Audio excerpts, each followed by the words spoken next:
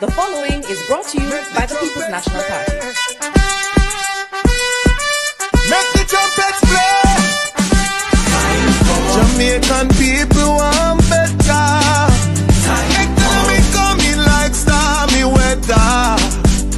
Ancestors are turning on them grave. We can tell me how we can do it together. When we look to the future of precipice, we see Jamaica needs the vision of the PNP. People say the bag of promises, them can't carry go shop. And the crime rate getting higher, wonder when it goes now comrades. Jamaican people want better. Economy coming like stormy weather. Ancestors are turning on them grave. We can tell me how. The proceeding was brought to you by the People's National Party. The scale of dealing with anti-corruption issues. So there is a learning curve that we are going through. What is important is that the government supports the development of the institution so it can accelerate very quickly on that learning curve and provide the resources so that they can move very quickly on the learning curve, and that the government does not intervene or interfere. And that message goes to the opposition as well. Leave the anti-corruption and policing agencies to do their jobs. I know why you come to me with that foolishness, you know. You elect a prime minister, and is a prime minister run the country. It is time we learn to hold our leaders accountable for their actions and stop making excuses for them. Stop making excuses. Otherwise, go elect the people who really run in the country. And I don't want to write that stupid argument. Hold the people you elect accountable. And stop making excuses for them. Hello, welcome. Happy Friday. Happy Friday to those in television land. Happy Friday to our silent supporters. Happy Friday to everyone in the chat. As usual, thank you so much for tuning in. Really appreciate the continued support. Remember, when you come in, thumbs up the live, share us out if you can. And if you're new to the channel, please show us some support by subscribing. That will be greatly appreciated. But tonight's topic is anatomy or sovereignty with your host, Mystic Sensation, which comprises Baron and Anne-Marie. And we also have Melting Pot in the building. Before we continue, let me just welcome those in the chat.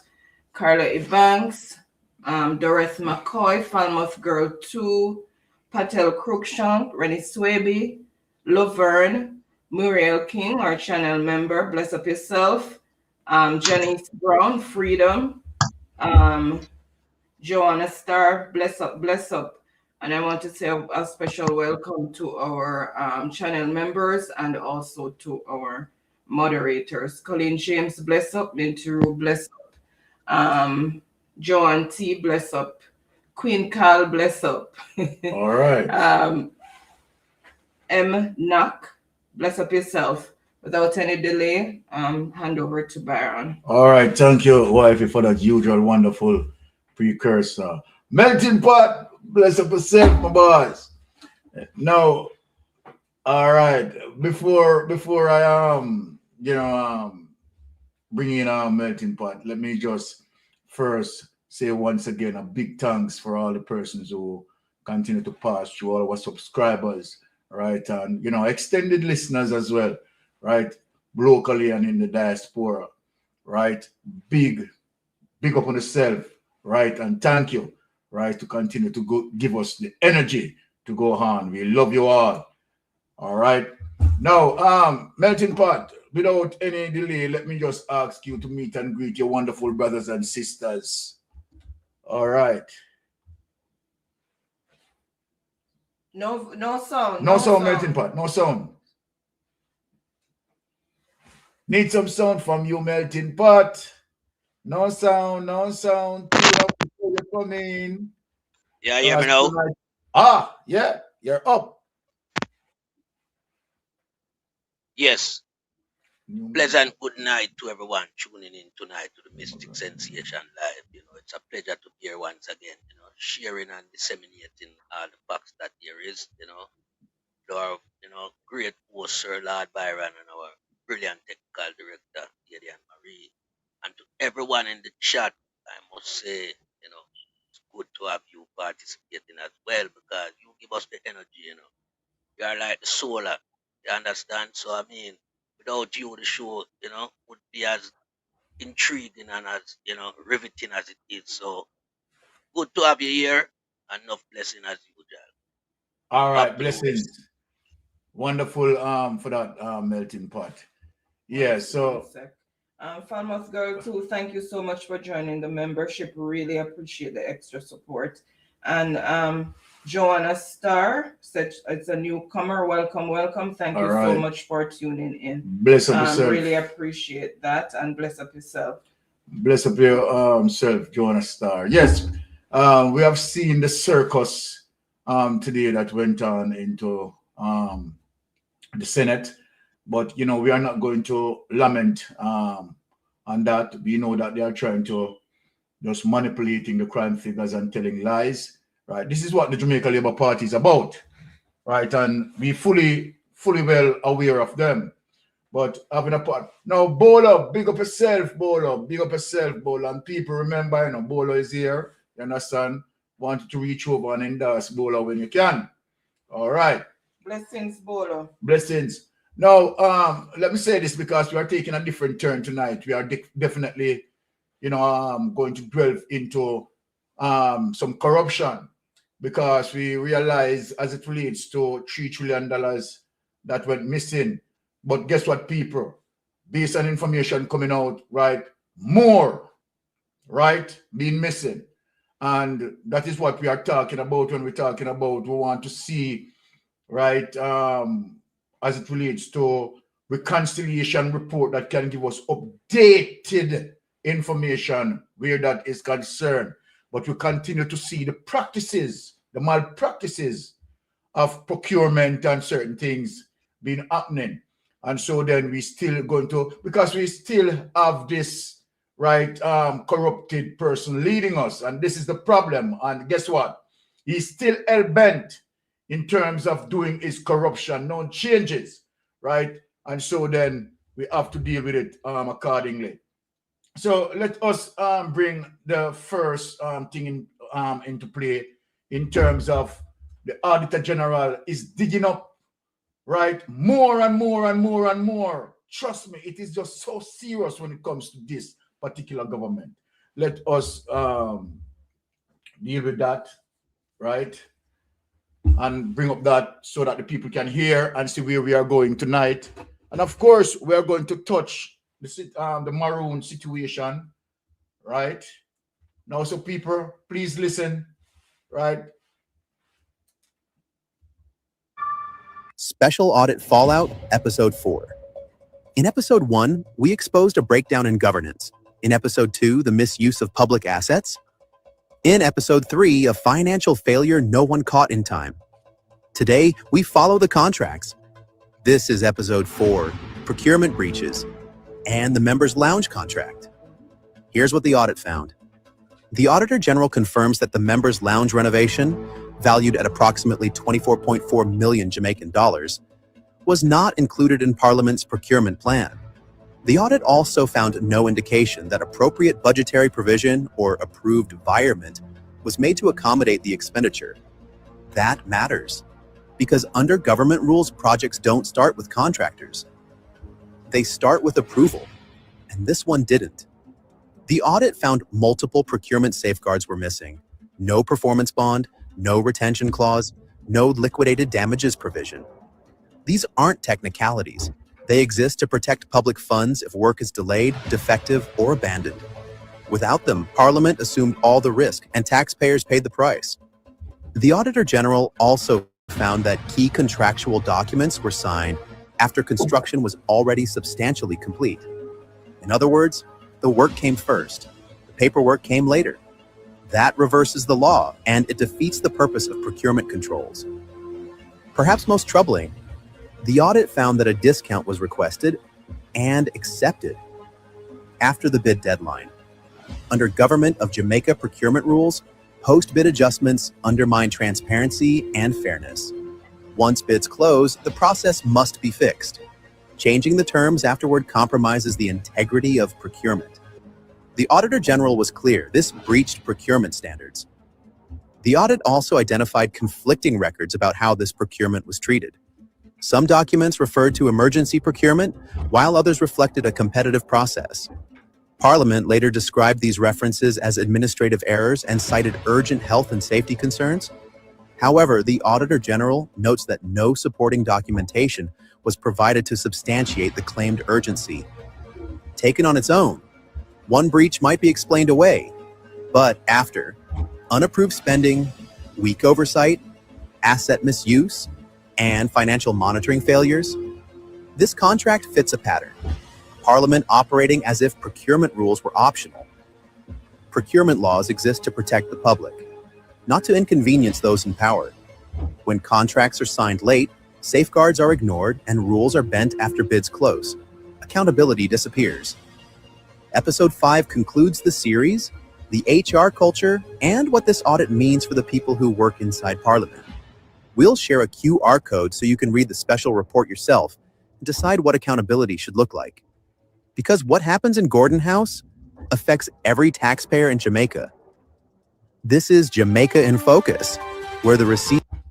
Now Jamaica, this is terrible. And this is a terrible news, right? And you see as to why, right, more than $3 trillion unaccounted for. Contracts going to contractors without following procurement guidelines under anti-owners administration. And there is no ease down, right? The man just doesn't care, right? And so then the level of thievery, the level of corruption is just unbelievable, and there is no stopping, right? And so then we are just putting this out to show Jamaica and show the diaspora that we have someone in leading our government who is unchecked when it comes to criminality, right? Contracts given out, no procurement guidelines, no procurement rules being followed, right? While taxpayers' money, and that's why you see $17 million can spend on one sign in Montego Bay, another $12 million can spend on another sign, right? In the grill, right? And no way they can be audited because no document being presented for audit. What is going on, Jamaica? Jamaica, we need to wake up. Enough is enough. Enough is enough. Now, let us look and show you what is taking place.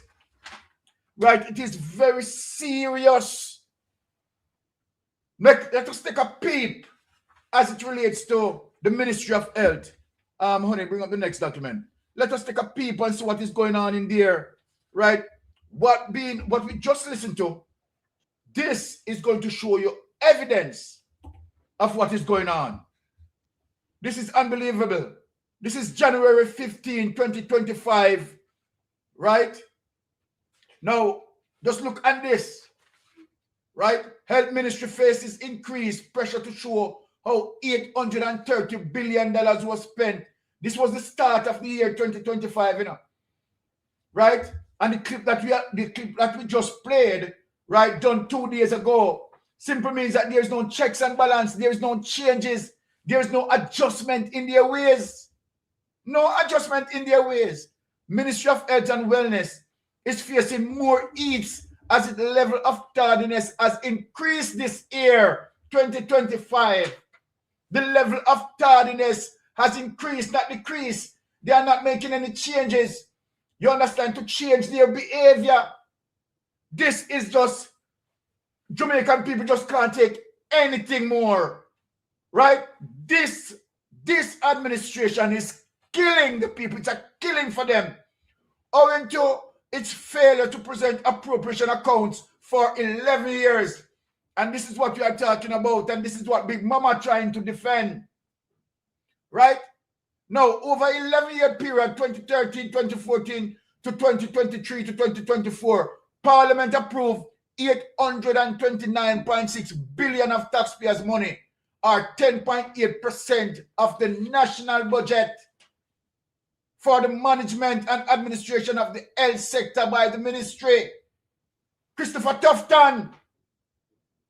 Last year, the Gleaner reported that taxpayers and the Parliament were unable to assess how the ministry spent nearly 700 million in public resources over a 10-year period. Right? Last year, people, just stop a little bit. The year before, right, when it was $700 million, they were spoken to. They have not done anything. This came out January 25. So in 2024, 700 million, I wanted to pay a note. 2024, 700 million missing, unaccounted for as according to the Auditor General report. This is 2025. Look up here, people. Here it is. It increased to 830 billion that was spent. 830 billion was spent. Now, under the Financial Administration Act, Auditor General Pamela Monroe Ellis is required to audit the appropriation accounts and give an opinion on whether the money expended has been used for the purpose for which it was approved and verify whether the expenditure exceeds the amount authorized. However, Monroe Ellis highlighted that up to the time of reporting, notice people what she's saying. Monroe Ellis highlighted that up to the time of reporting, the Health Ministry did not return or submit for audit scrutiny 23 appropriation accounts for financial year 2013 to 2024. They did not. Now, in December 2023, the accounting officer of the Minister of Health and Wellness submitted 15 of the 21 outstanding appropriation accounts for financial year 2023 up to 2023, 2013 up to 2023. However, Monroe Ellis said that the accounts did not meet the standard of the submission as set out in section 8.7.17 and of the financial instruction. So the information that they submitted, right, was not submitted in full. Was not submitted in full under the Andrew Holness administration. She said the chief audit executive did not sign off on the appropriation accounts report submitted due to material inaccuracies.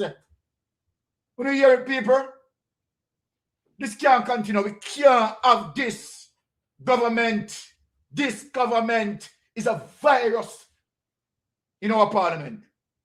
Additionally, 2 of the appropriation accounts were not accompanied by the required statement of explanation for cause of variances.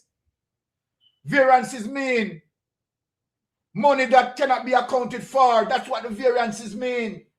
These variances cannot be explained based on the document that they have submitted. Mighty goodness. Come on, man. Come on. Big Mama. This cannot be defended. What you have to say about this, Big Mama? George Davis, what you have to say about that? Eh? What you have to say about that? These are the things that you need to talk about, Big Mama. These are the things that you need to talk about, George Davis. As a result, the reports were returned to the ministry for correction and resubmission. But you don't get on this, Big Mama. Monroe Ellis said the ministry has since advised that it is working with the internal audit unit to ensure the accuracy of the outstanding appropriation accounts and their submission right to the Auditor General by March 31st, 2025. Did they do it? No. The FFA Act requires accounting officers to prepare and submit to the Minister and the Auditor General the appropriation account, setting out the expenditure for the year against the approved budgetary allocation 4 months after the fiscal year. The Auditor General reminded the Health Ministry of the need to implement proper system that will ensure the accounts are prepared and submitted. She said management has affirmed its commitment that with a now fully staffed final accounts unit, the ministry will ensure that the appropriation accounts are submitted by the stipulated timeline going forward. And guess what? They have not done it. Remember, now, this is what they said, you know. She said management has affirmed its commitment that with a now fully staffed, them can't complain that they have skeleton staff, you know. They can't complain anymore. Right? The ministry will ensure that the appropriation accounts are submitted by stipulated timeline going forward. Now, take this away, money. Now let us speak, my people. This is what Mystic Sensation is challenging. Right? And we are saying, okay, since Big Mama, right, called Jeanette Calder, right, to mix up Jeanette Calder, about $3 trillion unaccounted for, right? Want Jeanette Calder to go back on his word. Big Mama, the lady cannot go back on his word. Now, this is how I'm coming at you now, Big Mama. Big Mama, listen now. The ministry have not come up with no form of updated appropriation account as yet. Big Mama, you need to ask about that. What you need to ask about also, Big Mama, is a reconciliation report now to explain those variances that were unaccounted for, missing money that unaccounted for. So the question that you should ask, right, what happened to the reconciliation report pertaining to those variances? And so then, Big Mama, you don't even know what sort of question you need to ask, because it is not your field. No, it is my field. So I'm going to ask those questions. So then, what I want, right, for the Auditor General to present and the various ministries to present, what I want the Auditor General to push for is the reconciliation report. Right? So I want the Auditor General to hear what I am saying. The reconciliation report that can give us an update as it relates to the status of the $3 trillion. Whether the reconciliation report may have found some of those variances and can reduce it. Tell us what it has been reduced by, or if it is not being reduced and increased, tell us what it is, what it has been increased by. That is what we are interested in. We are talking about reconciliation report. So Big Mama, what you need to ask about, Big Mama and Josh Davis, please ask about reconciliation report. Don't call Jeanette Calder. Right? Jeanette Calder is not the Auditor General. The report that you need to ask about, Big Mama, is the reconciliation report that would give verification of the variances. You get that, Big Mama, in a big head? Okay. Now, let me deal with the situation at hand. Right? That is what is going to clarify for us as it relates to, okay, last year, $3 trillion was unaccounted for. 2025, give us an update as it relates to the reconciliation report, looking into the appropriation account and try to understand the variances, whether the variances of $3 trillion reduced or more added to the variances. So this is what we want you to ask about, Cliff Hughes. All right, Melting Pot. Your word. Hold on. Come in the picture, melting pot. Right, your views on the matter, melting pot. Well, my views on the matter is that I don't think them can even come up with a reconciliation account based on the fact how long they have not been doing any form of, you know, accountancy regarding, you know, what they have been doing with the money that they get from the ministry, sent to the ministry. So over that long protracted period of time from 2011, yeah, there's no way them can come up with any form of, you know, reconciliation account. Because them do have nothing. They're talking about invoice and, you know, purchasing orders and all these things and everything that goes along with procurement guideline that was set out to see if they breach a procurement guideline and all these things. So where they going to find all these supporting documents to come forward? And it going to cost the taxpayers, cause, you know, if them come up with nothing, you have to send out investigator to go investigate if it goes so. So right now we just a call the $3 trillion up with them steal. Yeah, because if you've been tasked to doing a job, you know, that is being supervised and managed by the personnel above you, you would have done your job correctly. But it's a free for all play field with taxpayers' money because we all know, you know, that regardless of everything, no matter how we come out and highlight the corruption, we don't see the administration take a U-turn and say, well, enough is enough to continue. So it's the norm within, you know, the sector of people that control the taxpayers' money. All of them play this type of game. Yeah, there's nothing that them have on paper to certify anything where them can tell we right now. Because them don't have nothing on paper. The ministry them just a run like a open book. You know, like it's their library. And everybody can come use it. I saw them a work the thing. So we know them can't come with no reconciliation account. Them not have nothing on that. So make we look on, you know, the more technical side of things. As I said, these people are highly paid, yeah, for the job that they are doing. And, you know, there must be management scrutiny. Now, where is the management scrutiny? Because all of this fall under Andrew Holness umbrella, you know. All what we are talking about right now. Because him are the man, yeah, charged with dispersing the money to the various ministry, not the finance minister. The prime minister is the one tasked with that responsibility. So the prime minister would have to know, say, nothing go on as it relates to the job that these people are being paid for, being done professionally. He would have know everything we are going there, so. But him are the master all we are going there, so. So everybody come and do the same thing. And we see it right across the board. Yeah? We see what Pumbaa do with 1.4 billion. You understand? And we know we're going with the drill money too and all these things. So it can't be that people are make, you know, mistake.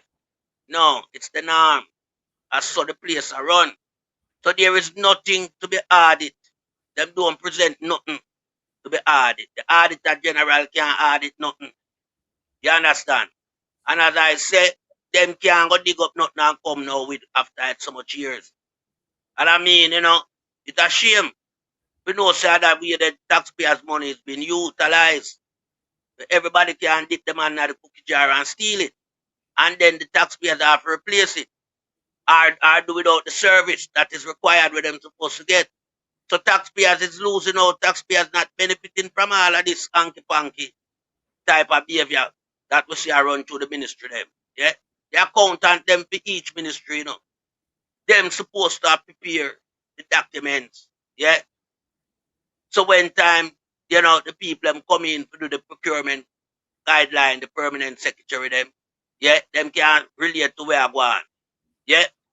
But nothing is not there for them after a lapse of 11 years. So it's corruption right across the board. So them can't come tell we now, so them are going to find nothing. Come show me Byron. Exactly. Them can't find nothing. You understand? So we don't even ask them to go down the road. We ask them to stop the practice. There must be checks and balance now. Everything exposed in regard to the 3 trillion. You understand? We look and we are see some other thing where they're going with. Yeah? As it relates to now 2025 I show say $830 billion. Yeah? Misuse within the Ministry of Health. You understand? It's showing at 2024 say 700 million, you know. Yeah, 700 million. Yeah. Them can't get an accurate account on that. And you realize that the variance is being increasing. It's been increasing. Simply means that they are not changing their ways. That's what it is. Then that me I talk about, man. Them not change them ways.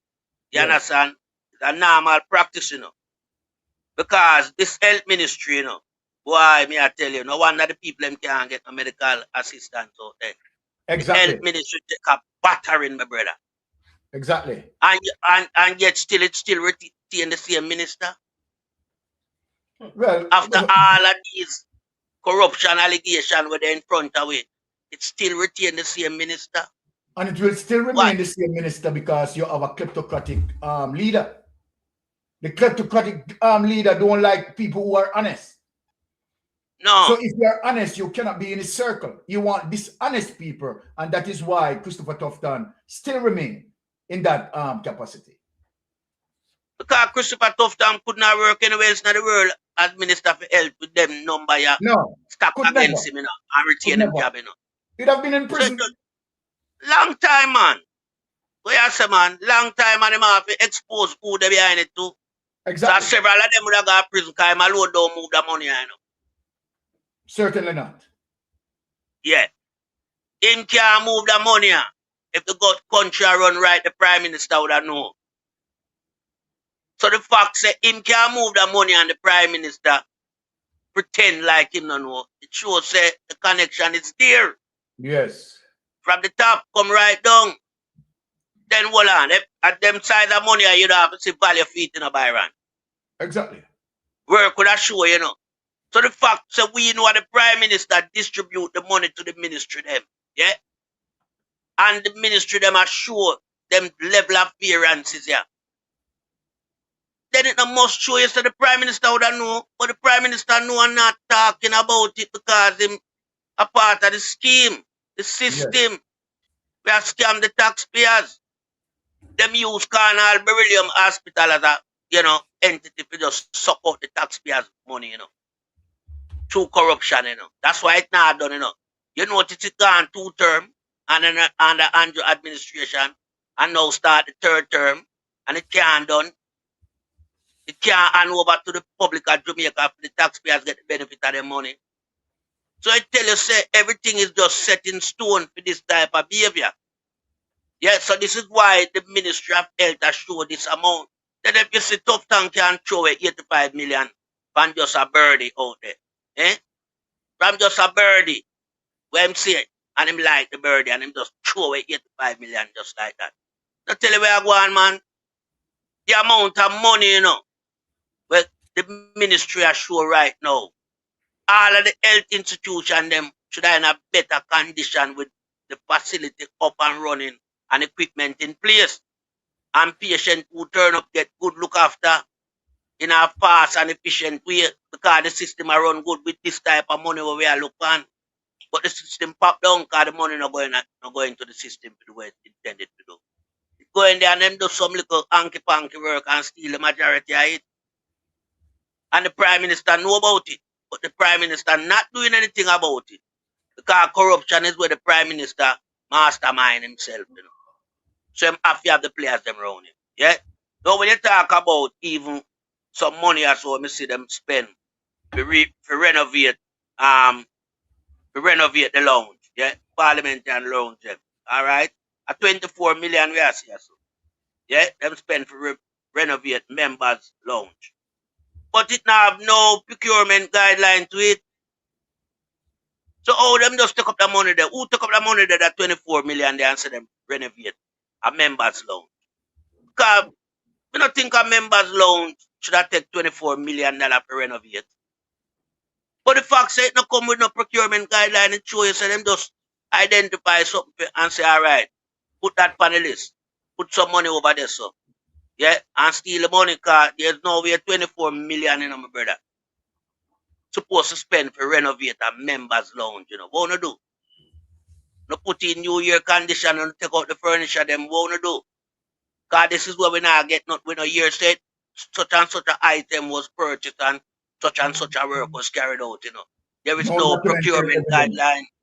No documentary evidence. No documentary evidence. So you know, I chop that 24 million there. Chop that. It cannot continue, man, because remember, you know, taxpayers have to put back the money, you know. Taxpayers have to put back the money. So we can't just put money in these guys' pocket. We have pay them, and then them thief the money. I put in them pocket on top of the payment. I remember them pay substantially, you know, my brother. And them are the highest paid politician in the region, you know, that carry coming, you know. But them carry out the most chopping and stealing and robbing and conning and scamming. Because it's just about corruption. And that for them, you know, duty where them get entrusted with on a day-to-day basis. So we have to just ask them to just make a U-turn on the corruption. Stop it, move in a different direction. Yeah? Because, I mean, Jamaica can't sustain this, you know. Cannot. So in order to show some form of, you know, sympathy towards the taxpayers, and all the taxpayers have carry the burden. You just make a U-turn and stop the corruption, man. Start do some work now, man. The money can't go to the ministry, them, and the ministry them now deliver. Yeah, go to start do some work. But me telling you the reason for this is because now we not go to prison. If we don't have the idea, so well, then prison door is just round the corner wait for you. We know that make a different, you know, solution to the problem and stop going with.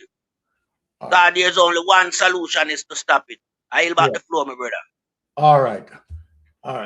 Okay, all right. I have a caller online. Caller, go ahead with your call. Hello, Mr. Byron and Melton Pot. Bless. Good day to you, sir. Good night. Thank you. Just from time to time, well, lots of time, you guys prove how corrupt this government is. Yes. But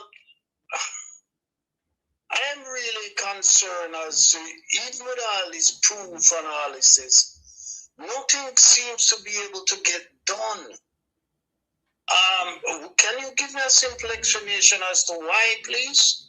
Okay, very good question you ask as it relates to nothing seems to be getting done, and a lot of people are getting frustrated as a result of the very same perception that they have that nothing is going on.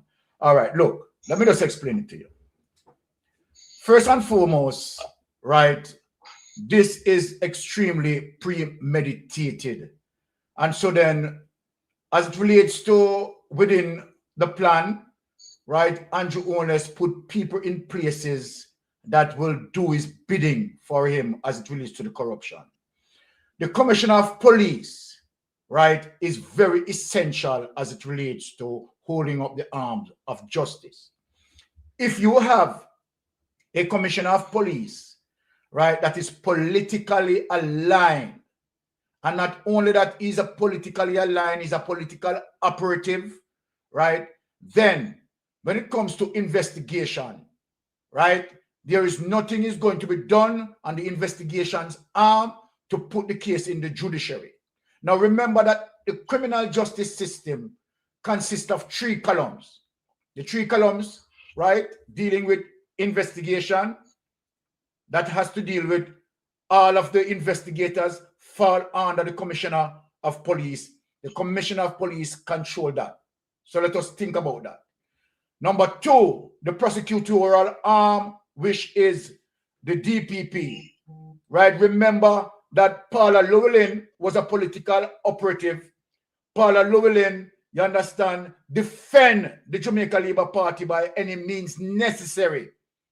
Now, the one that hold up for us is the judiciary. So you have the investigation branch, right? You have the prosecutorial branch, and you have the judiciary. Now, what Andrew Holness had done, right, as it relates to the 200 and 300% raise, he makes sure that he strategically give, you understand, these persons that hold the helm of those entities high raise, you understand, giving them a cut within the corruption, right? And so then when they are getting their belly full, right, they see him as someone who is definitely feeding, you understand? So what is going on is what we call a Barabbasism, right? Now, let me explain it now. What happened is that non-investigation like what is going on cannot get to go into the judiciary. Why can't go into the judiciary? The commissioner of police, right, is not stepping out in terms of doing his job that it ought to be done, in terms of making justice fair and balanced. Now, all right, a lot of people don't know that the Jamaica Constabulary Force under the Constitution give them wide powers that they can investigate anything that required investigation, including the Prime Minister. That is how powerful the Jamaica Constabulary Force is. So then when you have the DPP working in tandem with the Commissioner of Police, it simply means investigation and prosecution will not go forward in the judiciary. So then here it is. Let me give you one example. Xavier Main, investigated by the Integrity Commission investigators. The Integrity Commission investigators decide that, okay, all right, this is overwhelming evidence, right? We have to charge him, right? And he was recommended to be charged. Now, this is where it comes in. Now, the Commissioner of Police could instructed persons to go have him arrested and charged, as was instructed by the Integrity Commission investigators. But did he do it? No. He didn't do it. You know what he lean on now? He's now using what we call due diligence. Said, okay, all right. And they cook up the system immediately after the Integrity Commission investigators recommended for him to be charged. His lawyer, you understand, rush in with due process that he wants to deal with judicial review. So when a judicial review now put in motion, right, then you have to wait now until the court makes an opinion or makes a judgment, right, before it moves forward whether to charge him, yes or no. Now, if we look again as it relates to certain cases, right, where Andrew Holness himself concerned, right, the Commissioner of Police can investigate certain things, go directly and investigate. Now, if you look at SSL, the Commissioner of Police, right, have the authority to order investigators to go and investigate and bring forth the evidence. They can, but they chose not to. Because what? They are politically aligned. So that is what is fundamentally wrong. And that is why a lot of people, you understand, getting fed up. You understand, them can't be bothered. You understand, because nobody now get justice. Nobody now get justice because Andrew Holness use an extended arm to corrupt the entire system that's supposed to hold him accountable. Right? All right, look on the rural read case. As it relates to any society, you know that justice delayed is justice denied. How long rural read out there, you understand, bouncing around from court to court? Bouncing around from court to court. Justice delayed is justice denied. That is what we are talking about. And that is one of the reasons now we come to the determination that, okay, what we are now under, we are under now officially a banana republic system. So you understand in terms of how I explain it? Okay. All right. So you have anything? You have anything else? Let me ask one quick question so you can proceed with it and I can listen. Is there no way we can go outside Jamaica? I am referring to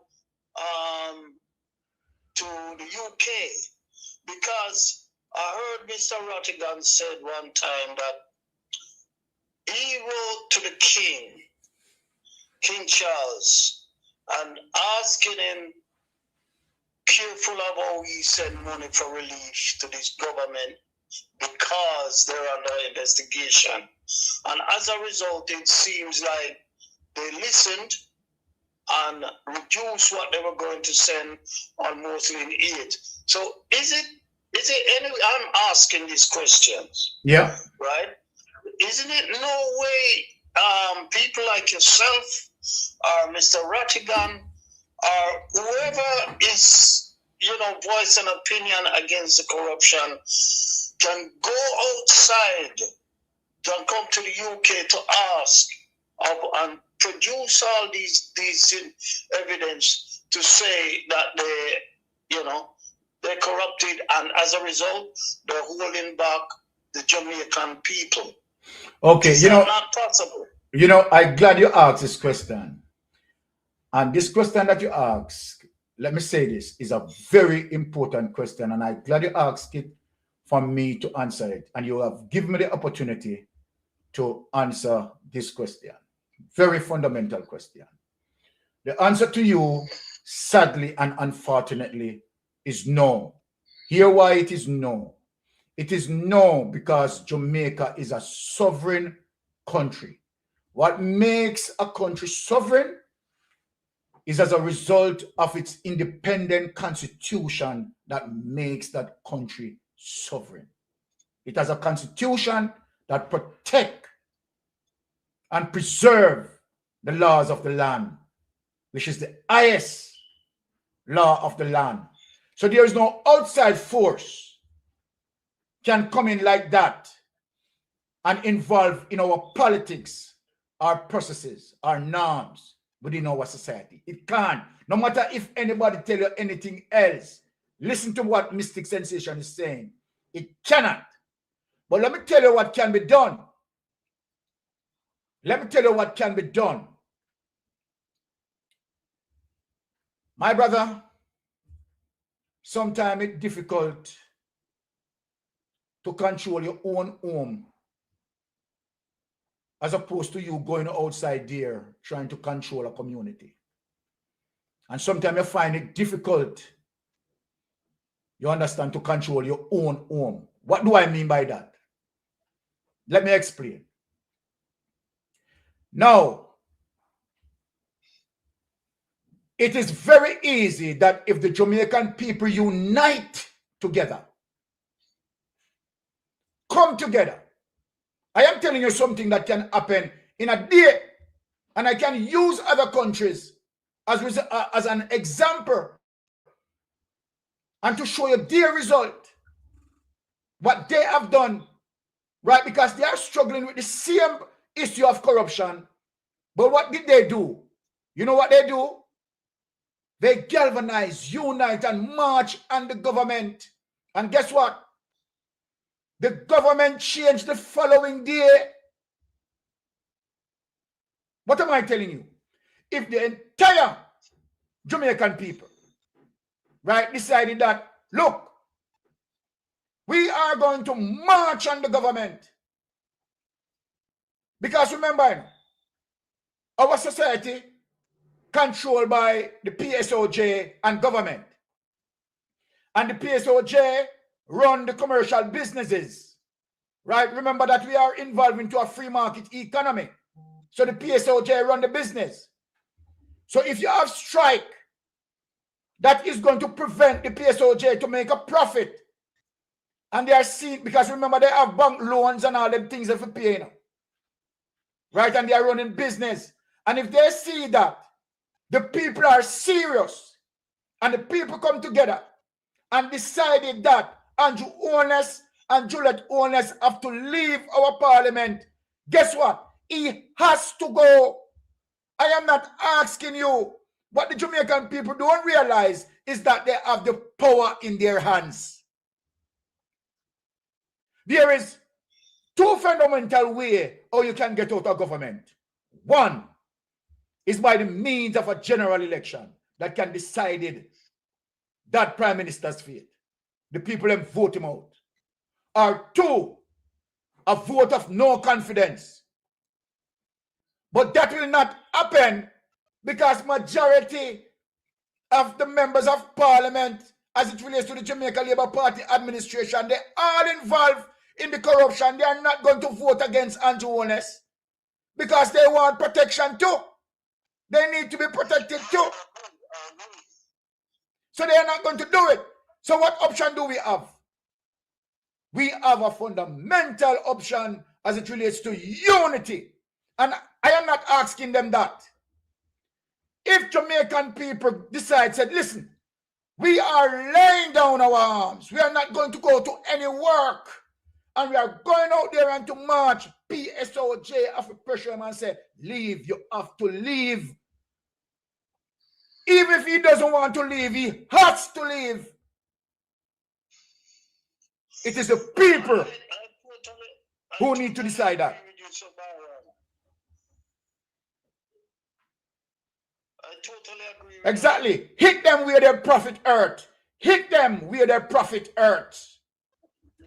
The unfortunate thing from how I see it, sorry to interrupt.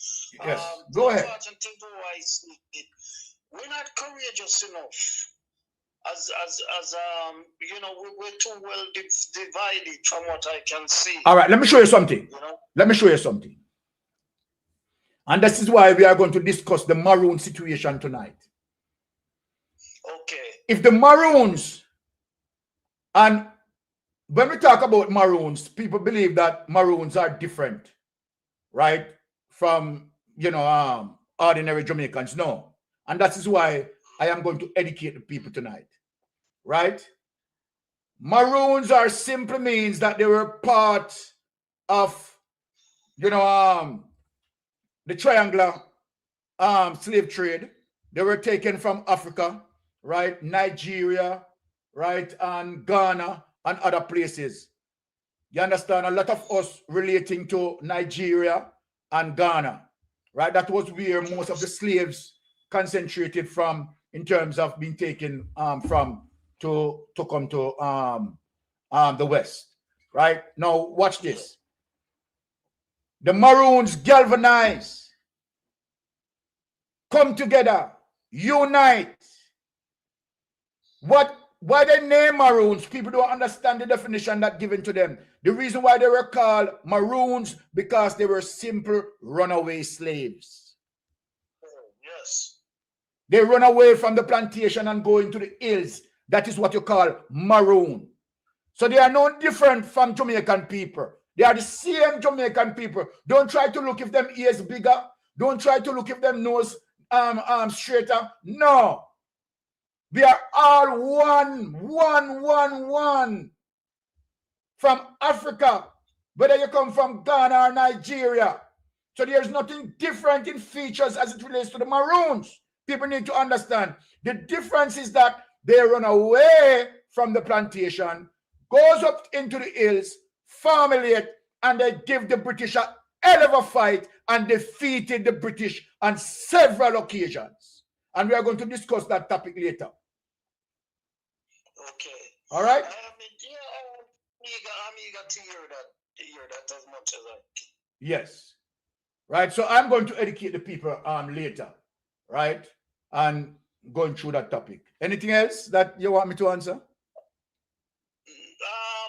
for tonight, because Okay. I want to hear what you're gonna say about the Maroons. So I will pause for now, and maybe another night and another subject. Yes. I will call back. but I'm always listening to you guys. All right, bless up yourself. And hoping, you know. All right, bless up yourself. Okay. That change can come. All right, cool. All right. Blessings. Good evening, sir. Blessings. Yes, Sister Pat, talk to me, no man. Talk to your brother. Good night. Good night. Good night. Good night. Big up yourself. Enough respect. Find about the Rwanda something. Yes. So remember, yes, I think about justice system changes. So All right. I think it's an interesting topic. All right. Let me just ask wifey, see if we can find that now. See if we can find that. See if we can. Yes. Remember, all right. Jamaican something, the Rwanda something. Okay. All right. See if we can find it on it. All right. Bless up, Sister P. All right.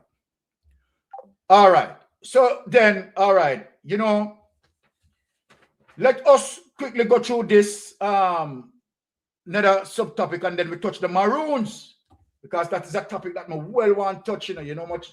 You understand, because well studied and well researched.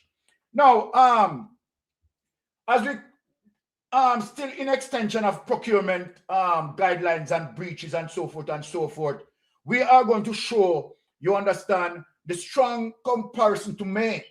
You understand, to say that, okay, all right, Andrew Holness administration is indeed corrupt, right? No two-way about that, no guessing, right? We are not spreading any propaganda against the Prime Minister. We are just speaking the truth, right? Now, I am going to show you a building that called Pinnacle, right, in the Montego Bay region, right, where the Pinnacle took 1 year. But what I want people to aware of is that the Pinnacle is not a government project, and so then it has no form of government procurement. And as a result of that, Pinnacle was able to build in 1 year, which is more complicated than Cornwall Regional Hospital, right? More technological advance, more than Cornwall Regional Hospital. And guess what, people? Surprise, surprise, surprise. The Pinnacle, right, budgeted at a smaller budget than the Cornwall Regional Hospital. Believe it or not, people. Let us show the Pinnacle. Now, honey, run through, show them the Pinnacle, and then you will see the starking corruption in terms of what we are talking about. $830 billion, right, from out of the Cornwall Regional Hospital. Here it is, my people. This is the Pinnacle. Has just made history, and it's bigger than tourism. The US $450 million Pinnacle project has officially topped out its Swallowtail Tower. At 28 stories, it's now the tallest building in the English-speaking Caribbean. This milestone shifts Jamaica's development narrative away from Kingston and proves Montego Bay can attract world-class, non-tourism investment. This isn't just a building. It's a bold symbol of economic confidence, innovation, and Jamaica's growing future. It is a tremendous honor as we gather today to recognize a milestone in the structural completion of the first tower of the Pinnacle, a landmark achievement not just for LCH development, but for the city of Montego Bay and for Jamaica as a whole. On behalf of the St. James Municipal Corporation and the city of Montego Bay, I want to offer my sincere congratulations to LCH Development and Mr. Yang Lee, whose leadership, vision, and tireless commitment have brought us to this strong housing solutions and modern vision for urban living in this part of the island. It pushes the standard of development forward and inspires confidence in the future we are building. Throughout this process, LCH Development has shown what it means to be a responsible developer, adhering to national building codes, meeting required standards, and taking steps to ensure the project is environmentally responsible. 3 cheers for LCH. The Pinnacle has passed the Minister test together. Montego Bay has... All right, let us go to the next clip, honey. We only want to show Jamaican people worldwide that Andrew Holness administration indeed is extremely corrupted. Let us prove the point to the people. All right, thank you. The group that is behind this are very skilled contractors and that they do excellent work. This tower would have risen up in under a year. Yes, Prime Minister, apart from them being a very skilled contractors, very skilled developers, they are not criminals, right? And they are not corrupted. Go ahead. Let us put in that part. If you can do this, you can build thousands of low-income houses as well. And therefore, I use this platform to challenge you and to say the government of Jamaica is willing to partner with you if you were to put some of your construction skills into providing low-income housing, which is absolutely necessary at this time, given the destruction wrought by Hurricane Maroons. So come and talk to me after. And as we enter into the reconstruction phase, I need contractors who can operate at scale and at pace. I know the group. So let me say it to you, Andrew Honest, because our contractors, our Jamaican contractors, need food, right? And don't believe that you are going to give away, right, our Jamaican contractors food. So if I am not saying that to use those developers, right, or whatever, in terms of NHT project to build them quickly and so forth, but ensure that our contractors, our Jamaicans are eating food. And you should be ashamed of yourself going there and telling Jamaican people that the project take under 1 year. You should be ashamed of yourself. And let me show you why you should be ashamed of yourself. Play the next clip on it. This is the reason why you should be ashamed of your own self. Shame on you, Prime Minister. Shame on the Minister of Health. Speak up the thing. Sister This Bertha. hospital has become the most painful symbol of state failure. For $24 billion, we could have built a brand new hospital and expanded care across the region. You could have built 2 of the pinnacle, Miss Burchell. You could have built 2 pinnacle. Go ahead. Instead, what do we have to show? 1 administrative building and more excuses? Every week, I receive calls from constituents crying, some angry, who can't get basic treatment or timely care. The personal toll is really unbearable. This is not just unacceptable, it is unforgivable. I was born at the Croany Regional Hospital, and it's a shame to see how dilapidated it is and cannot be completed after several years and 20 billion in spending. The people deserve better health care. They deserve to go to a hospital where they can find the right machinery, the right atmosphere, and can get better soon. Too many mishaps.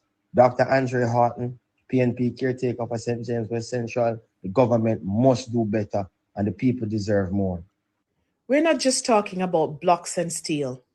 This is about survival. People have died sitting on chairs waiting to be seen. We are playing with their lives while the government plays with excuses. The time for excuses is over. The government has failed to deliver. We demand that the Wholeness Administration and the Minister of Health provide the country with a realistic, evidence-based timeline for the completion of the Croany Regional Hospital project, with details of the $24 billion expenditure and a formal apology to the people of Western Jamaica for the hardship they have endured. In many parts of East Central St. James, people don't have easy access to medical care, public or private. Croany Regional was the lifeline. Now we've been left stranded, turned away, or referred miles away. We need leadership that puts people before PR and lives before ribbon cutting. This hospital has become the most painful. So now I show Jamaica the stark difference as it relates to the level of corruption as it relates to the Jamaica Labour Party administration. Let us bring up the people to speed. Cornwall Regional Hospital, as it relates to the refurbishing, started in 2016. When it started out at 2 billion Jamaican dollars for refurbishing. Cost analysis done by technocrats came up with the sum amount of $2 billion. Guess what? No. 2 billion spent, and you can't see what the 2 billion had done. Then it goes up to $4 billion. Another cost analyst that done. And guess what? Cornwall Regional Hospital refurbish has not been completed. Then again, another cost analysis had done $9 billion spent. And guess what, people? Still has not yet completed. And then it goes on again. Guess what, people? The projected cost at 24 billion Jamaican dollars. Now, let us compare the Pinnacle. The Pinnacle used 1 year. The Pinnacle is much more advanced than the Cornwall Regional Hospital. The Pinnacle was not a refurbishing. The Pinnacle has to deal with sending spikes way down beneath the ground to get the foundation firm. The Pinnacle, more technologically advanced, but yet the Pinnacle partially completed in 1 year and under budget. People, when you look at this is the reason why we ask Andrew Owners, please, sir, take away yourself. You're under investigation. The rest of you going further into our politics, you are serving yourself as an obstructionist. You are an obstructionist. You need to take away yourself. And let me yield back and bring in Melting Pot, and then we get into the Maroons. Melting Pot, what say you on the matter? Yes, sir, Byron. Well, you know, the matter there is a matter of grave concern, because when you look at the Pinnacle as a prime example, what can be achieved when you have honest, hard-working people entrusted completing a project. The Pinnacle, as you say, far more technical in terms of construction, because those pins go as far as 180 meters in the earth. The Pinnacle is built on a peninsula of its own. So, structural engineering that goes into the Pinnacle is of such that it will, give credence to what we are trying to highlight here. In terms of engineer work, more technical advance. And in terms of efficiency work, more technical advance. In terms of cost, more in keeping with, already what has been outlined. So that just goes to show you what you can achieve when you have clean hands and pure in heart into a project. Love that. As far Cornwall Beryllium Hospital, that is 12 times increase of what was being projected from the outset to undertake the refurbishing project. And I mean, that started in 2016, just at the beginning of Andrew Owen's reign as Prime Minister. And it is still going on. And it doesn't reach any we are near completion. What we saw the minister in charge, Mr. Tufton, he went and did a PR leading up to the general election by opening the administration department. And I mean, we haven't heard anything else after that. So we are looking at a failure on the government part. So when Andrew Holness, is there speaking so highly eloquent about the pinnacle and wanting to, get in line with these contractors, these contractors will not work with a corrupt government. I will tell you that for sure, Andrew Holness. Because you can't tell these contractors what to do. When these contractors put their contract on the table, it has to be looked at and approved. And nothing can be watered down or, subsidized because people want to make a killing off our project. So you won't be able to attract these contractors because these contractors know everything about the Jamaican government. What you should do, yes, thank you, Sir Byron. What you, Andrew Holness, should do is take a leaf out of these contractors' book and use it as a model going forward. As it relates to building cheap, affordable houses, you shouldn't be using those reference of terms because the NHT was designed to build cheap, affordable houses for Jamaicans. And the NHT can deliver that project, but the NHT has now become corrupted and sleeping in bed with Andrew Holness and his administration and moving away from what was the mandate of the NHT and is now working like a government institution. The NHT is a private institution set up by the government. It operates off its own budget. It's not government funded. You understand? So it's an independent body. But that independent body is now wrapped up in bed with Andrew Holness, where you see everything is being done through the government in partnership with NHT. NHT was tasked to go out there and identify lands and build housing scheme and sell them on to contributors, and grow itself. And NHT has grown itself to the extent where Andrew Holness live on it like a ticks on a dog, sucking the blood out of NHT, as you know ticks do when them stick on pan dog. Every year him take $11.4 billion, him gone $114 billion over in 10-year tenure. So, that 114 billion would have built so many houses in Jamaica. Now, this is the Prime Minister when him take office, Him say I'm going to deliver 70,000 houses. Yeah? And when we work that over a 5-year period, he would have built 14,000 houses every year. Andrew Holness has only built 360 houses. 360 houses. Joe, him can't dispute it.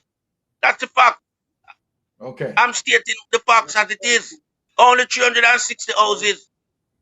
You understand? So this guy mustn't come and do no PR and try to seek relevance on a platform because he's there, making a presentation at one of the tallest buildings in CARICOM.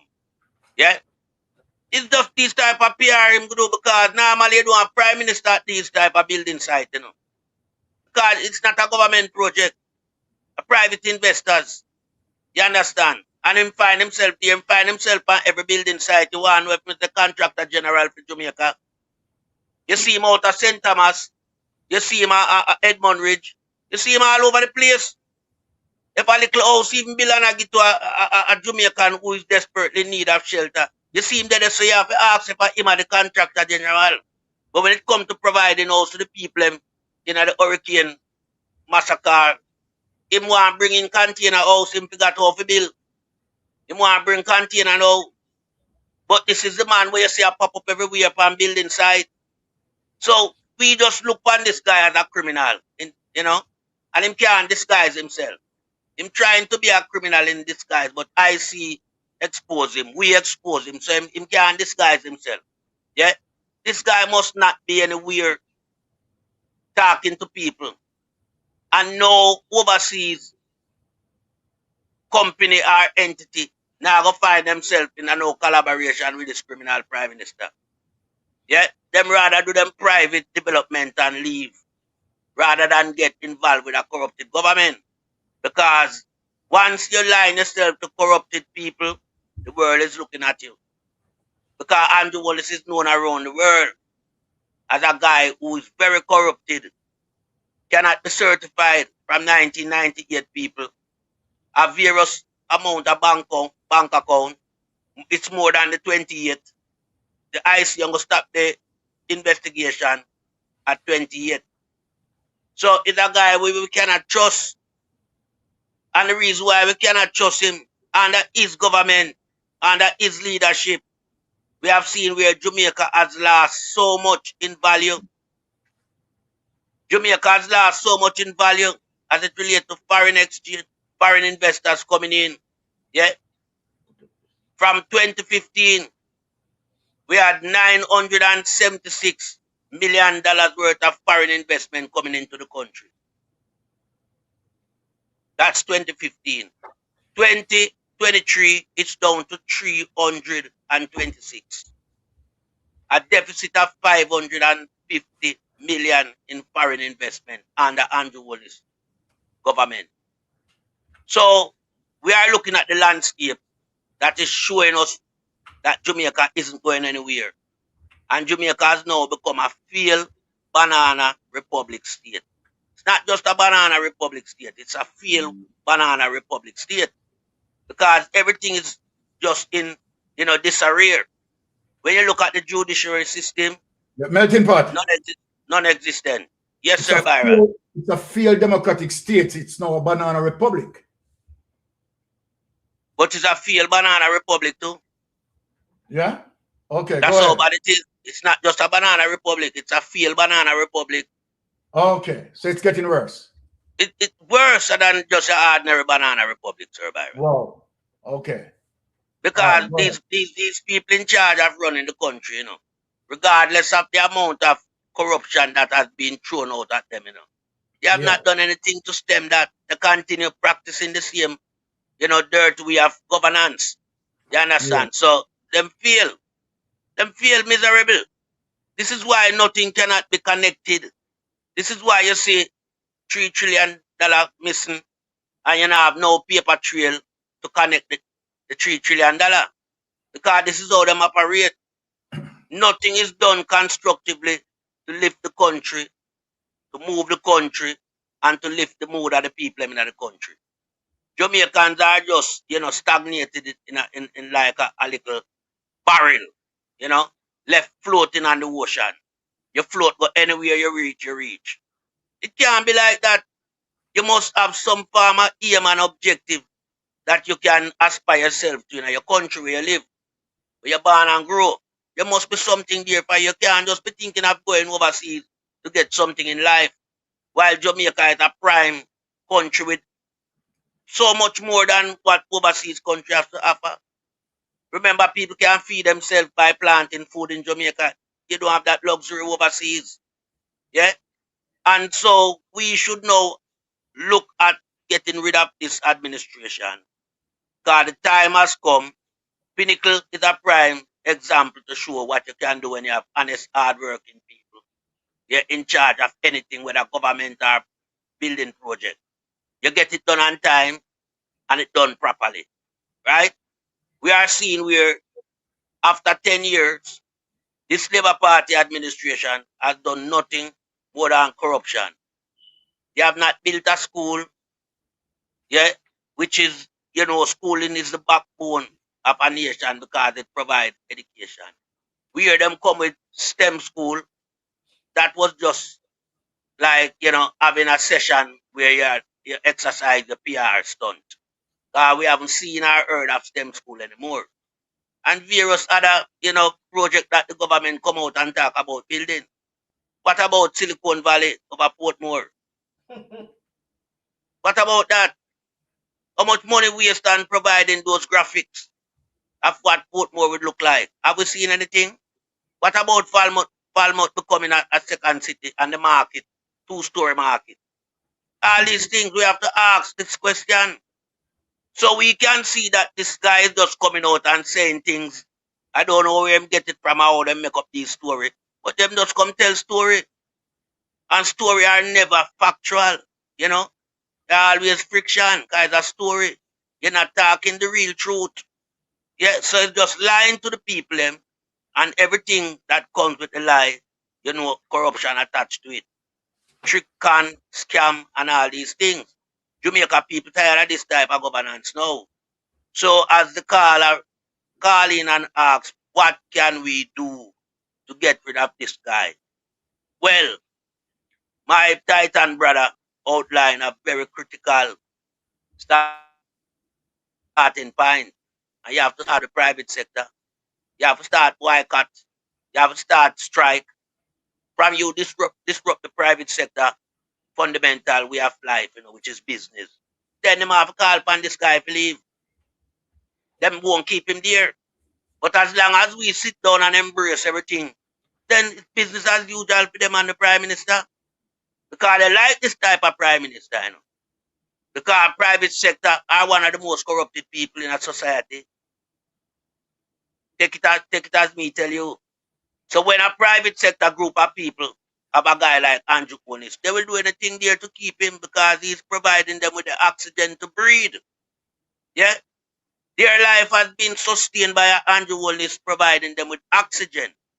You understand? So what we have to do now? We have to tamper the oxygen by coming out in peaceful demonstration. I mean, put on your tool and stop work. Shut down the country for 1 week. PSOJ cannot take that. Them have to call for Andrew Hollis resignation. Whether it's a voter confident, them not looking for no voter confident from the rest of MP them around him, because them is like Andrew. The private sector go and tell him them have to go. They will keep a meeting. They will ask for him to leave. And then Jamaica will start to see some light at the end of the tunnel. With Andrew Hollis there, the tunnel will forever continue to be dark. No light will be shining on Jamaica. Because Andrew Hollis cannot manage Jamaica as a prime minister. Him do have the requirements. Yeah? Him do have the knowledge, him do have the skill, him do have the expertise. Yeah? What Andrew Hollis have is a way of dictating to the people in Jamaica. Wrap the arm around the commissioner of police, control the police them, control the army, which we know him is in charge of the army, and the chief commander in the country. Yeah, so him always have the army. Yeah? But him wrap him arm around the police. That's why you don't hear from Dr. Crab. Andrew take over that position. Then what him do now? Him go out and him enjoy life and sleep in a bed with the judicial system. Yeah, control them, him control DPP, him do all these things. When you see a prime minister attach himself to critical people in our society, people who are charged with high level responsibility, then that alone will tell us that the prime minister is corrupted. That's why I seek these type of people friendship. That's why I adore them. That's why I reward them. Yeah? When you see him neglect the civil servant them who serve in the health sector, teachers, fire brigade man, police, yeah? But him reward the judge and himself high wage package. It tell you where the country is. It tell you. In regard to the police, them him just give them at the play field for hustle out on the road. Them can't make money. But what happened to the rest of private sector worker them? Yeah? Public sector worker. What happened to them? They need wage package to match their standard of life. Just like the judge them. Just like the member of parliament. Yeah? So the teacher and the doctor them would have retained them and the nurse, you know. They wouldn't have to leave. Why would they want to leave and have to pay? Put money in a meter to keep themselves warm in the winter. When you have summer all year round in Jamaica. When the lifestyle in Jamaica offer them so much more than going abroad. They wouldn't leave. But because the wages is substandard to living wages. Yeah? Because what Andrew Wallace called minimum wages, you know, it's not even minimum wages. You can't attain the level of minimum. No, it's way below the minimum threshold. I don't see it as a wages. When you ask yourself what 15,000 can do in 7 days, just ask yourself, how you work that out? It's 2,000 and fraction per day. You can't use 1,000 and a fraction per day in Jamaica, you know. There's no way you can get around with that as a worker going to work. That is almost your bus fare. Can't buy lunch. So we are look on these things now and we are say it has to change. Time come where we need a new government, we need a new party in charge to run the country. We need new administration, yeah, at the head of the country business. We cannot keep Andrew Holness and the criminals them no more. They have done too much damage, yeah. They have destroyed the country and the people's life. And what they are doing now is only trying to protect themselves from prison. This is why they are attacking the Integrity Commission, yeah, and trying to use statute of limitation as it relates to this guy, Xavier Main. You understand? And the Prime Minister know, and everybody know, this took a young guy have too much wealth in Jamaica, and he was only a commercial mitigating lawyer. Yeah, it wasn't anybody else. How much job you can get doing that work in Jamaica to have the amount of million? This guy is a billionaire. Him just sell a building for 120 million. Him just collect 21 million, yeah, by offering consultant to factories, corporation, which him not supposed to do. Not supposed to do that. As a government official, you cannot be selling any form of your consultancy to no entity. So he must get charged for that. And they must look into him. He have several business, apartment, all type of business. Where this little guy get so much money from, I can't believe. But it's there for everyone to see. So we are just saying that the government has to go, and it's down to the people them now. Take matters into them hand. We are not telling anyone to loot and shoot and burn down nothing because that won't help Jamaica. Yeah, we are talking about people exercising them power. Yeah? Start it the PSOJ in a them pocket. Stop buying the product them. Yeah? 1 or 2 weeks, it sink them, it send a message. They cannot sustain loss of 1 or 2 weeks because their overhead expense is enormous. Yeah, and if the profit not coming in or the product not selling, they can't sustain that. So they will have to call upon the government. They will have to call on Andrew Holness to leave. The Jamaica people, the ball in your court, you know. It's how you play it. We are doing our best here to try and show you and motivate you guys out there. Yeah, what to do, give you no advice. But the advice, if it fall on their ears, it won't be any advice. People have to take the advice on board and utilize it. Yeah? Try and see how much you can get out of what we are teaching you guys. And there's a lot of substance in what we are saying.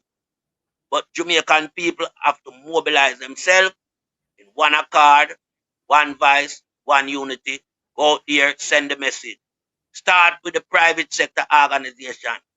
Hit them with earth. Voice an opinion against the government. And I mean strongly voice an opinion. Don't be no hypocrite and live with it. Because now I feel it. So I never know some man there behind me and juke me with an ice prick in my back. But me just stand up and tense and ask, you know. Me have to call for help or do something to help myself. So that the way to go forward, Jamaican people. Andrew Holness and the administration have to go. And I yield back the floor to you, Sir Byron. All right. Thank you, Melting Pot. Now, we are going to speak about the Maroons. And let me tell you something, Jamaica. Trust me. This is a topic that I try to stay away from on several occasions. Right? I've been trying to stay away from, discussing about the Maroons for even more than 2 years, to be honest. But it come to a point where I am going to come out and speak on it. First, what pushed me over the edge to speak on it is because what is coming out as it relates to some sources are influencing Andrew Ones to respond to Curry refusal as it relates to having JDF members, right, in the Maroon territory. And I see where this is going. So I decided that I'm going to come out and I'm going to speak on it. And I'm going to show you something, Jamaica, that what I'm going to speak on is to understand sovereignty, right? And of course, anonymity that been given to the Maroons. Before I go into it, let us address the treaty. Let us address the treaty. Now, honey, the document that I sent you last, put it up so that the people can see that, right? And we are going to get into the details. So I want to make this clear in terms of discussing this. Now, all right, here it is. The 1738 Maroon Treaty, or otherwise called Articles of Pacification, was a landmark agreement in Jamaica between the British and the Leeward Maroons, led by Captain Cudjoe, ending the First Maroon War. It granted Maroons freedom, land, and in bracket, what amount of land? 1,500 acres autonomy. So we are going to break down something here, right? And trade rights in exchange for their service in capturing future runaway slaves and helping quell rebellions, establishing a complex relationship that recognized Maroon power, but also subordinated them to colonial authority, with similar agreement made for the Windwards Maroon. Key terms of Treaty 1738. Let us get that. Freedom and land. Maroons granted perpetual freedom. What the word perpetual mean? This is freedom forever. Perpetual freedom. And 1,500 acres of land between Trelawney Town and the cockpit. Now, autonomy. Recognize Maroon leadership and internal governance. Trade rights allowed Maroons to trade goods like coffee, cocoa, and livestock. Now, let us get into the first clip. Honey, take away that. Let us get into the first clip. Right? And so that people can understand a little history of the Maroon, where we are going to venture in. And there's some things that I want to clear up here. Right? Let us get into, yes. Now, let us listen to this. Even after war, freedom had to be protected. The Maroons didn't just win battles. They built a legacy that still shapes Jamaica today. This is the story of the Maroon heritage. When the British finally realized they could never defeat the Maroons, they did something unheard of. They made peace. In 1739, the British signed a treaty granting the Maroons their freedom and their land. The treaty gave them autonomy. They could govern themselves, farm their hills, and live by their own laws. In return, they agreed to stop harboring new runaways and to help capture any enslaved Africans who escaped after the treaty. It was a hard compromise, freedom for some, but not all. Yet it secured what no other enslaved community in the Caribbean had: official independence.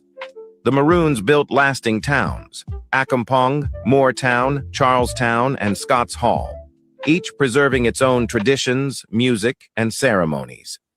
Their culture carried African memory, the drum rhythms, the healing herbs, the stories of Anansi, and the language called Cromanti, a mix of African dialects and English. To this day, Maroon festivals celebrate the treaty with drumming, dancing, and the blowing of the abeng. That ancient horn that once signaled battle now calls for unity and pride. But the Maroon story is more than history. It's identity. Their survival proved that freedom isn't given. It's fought for and protected. They remind every Jamaican that our spirit was never broken, only sharpened. Did you know the Maroon Treaty of 1739 is still honored today? Should we explore the next great rebellion that followed, Tacky's Revolt? And do you think the Maroons were right to sign that treaty, yes or no? Follow, comment, and share to continue Jamaica's road to freedom. Next, the fire spreads, Tacky's Revolt. All right. So we are going to discuss some serious things tonight. Now, honey, play the next clip. Because, and let me explain something here, right?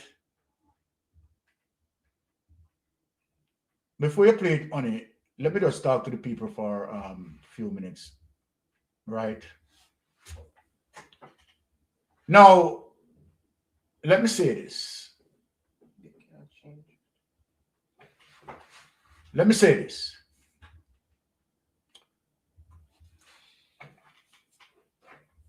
The word sovereignty becomes a problem to Andrew Owners. But if you notice, I am very careful in terms of using autonomy. And people need to understand the difference between autonomy and sovereignty.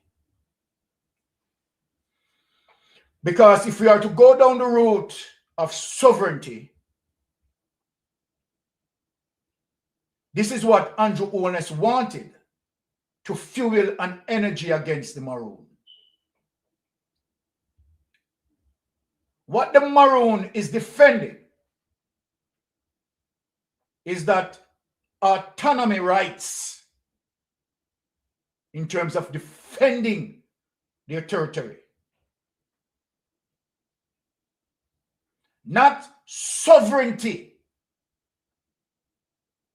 as it relates to a constitution, as it relates to August 6, 1962, when we gain independence and we get our constitution. It makes the country a sovereign nation. Everyone in the ambit of Jamaica is under the constitution. Let us get that right. It is one sovereign state of Jamaica. The constitution gives Jamaica that sovereign state. The Maroon Treaty has to be respected as it relates to the autonomy. So Corey is not challenging Andrew Owners' sovereignty. I want people to get that in, because that is what seems to want to fuel certain things right now. Corey, right, is not claiming sovereignty. Simple means the Maroon doesn't have an independent constitution. You cannot have a state within a state. I want people to categorically understand me clearly.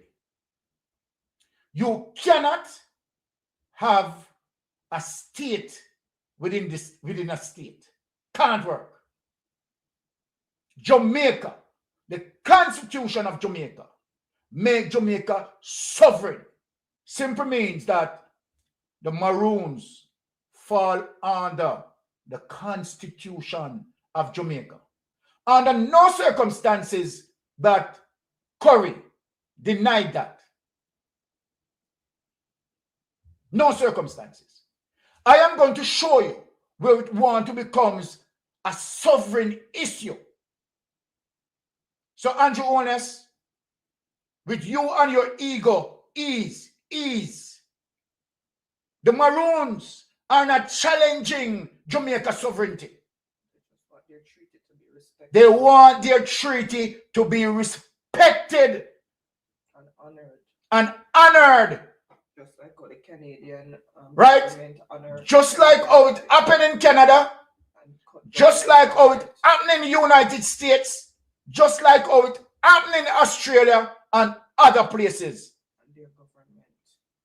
Right? Their government, Canadian government, respect the autonomy, right, of the Blackfoot Indians that are here, the Métis Indians that are here. Respect their property. So now let me play the next clip because we want to get right and the push of some people, because I know them, you know. I went on platform and I listened to them, you know, telling Andrew Honest, go in, send in the army. You understand? Because if you're not sending the army, you understand how are you going to look? It look like you're bow under Curry, and you know bow under Curry. The ignorant minds. So that's why I decide to come and quell shit. Right? Now, let us go to the next clip.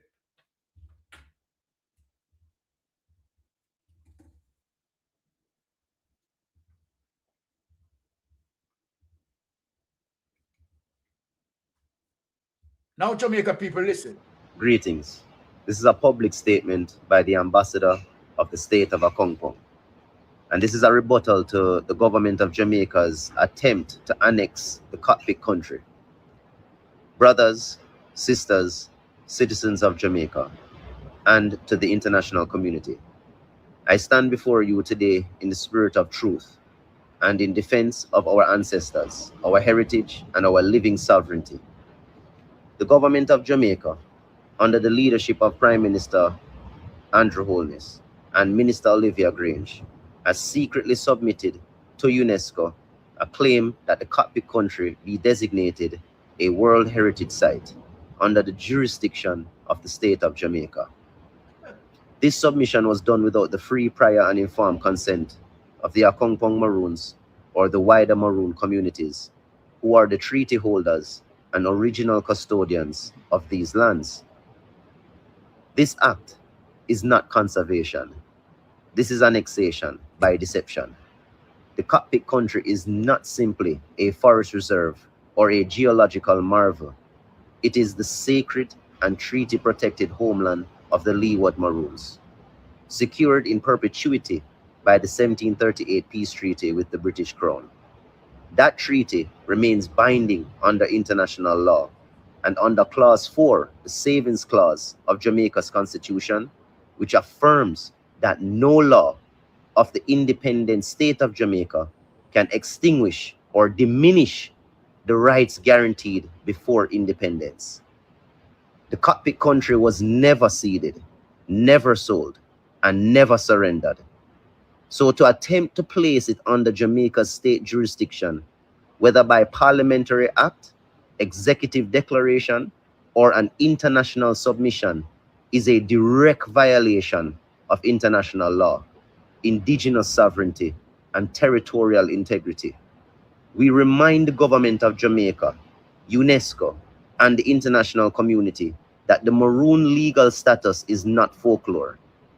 It is recognized history, ratified by treaty, reaffirmed by the British Crown at the independence in 1962, and most recently acknowledged by the United Nations CERT Committee which on May 12, 2025, demanded that Jamaica answer to its violation of indigenous rights and human rights.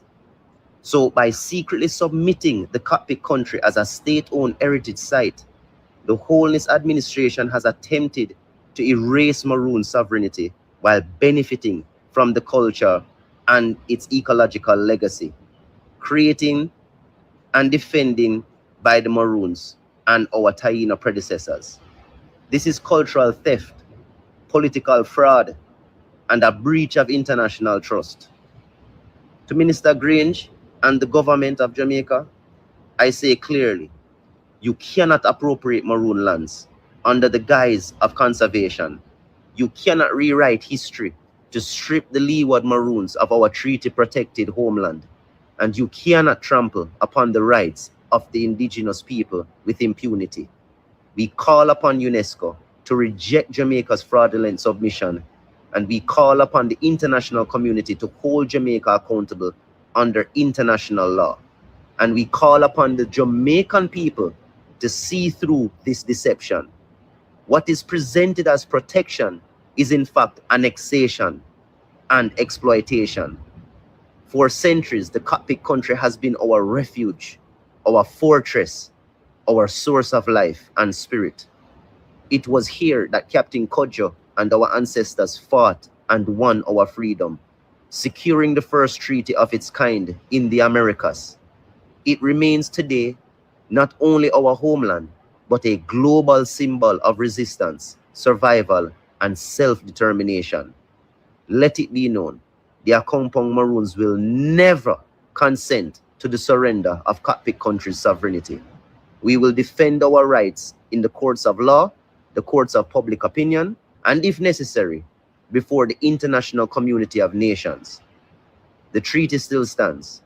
The sovereignty still stands. The Cockpit country still stands. And so do we. Thank you. Assalamu alaikum. All right. Peace. Let us take it away. I'm going to play 2 more clips before I make my comment, right, in a justifiable way. Now, let us play the next clip, because tonight is very serious now. Let us play the next clip.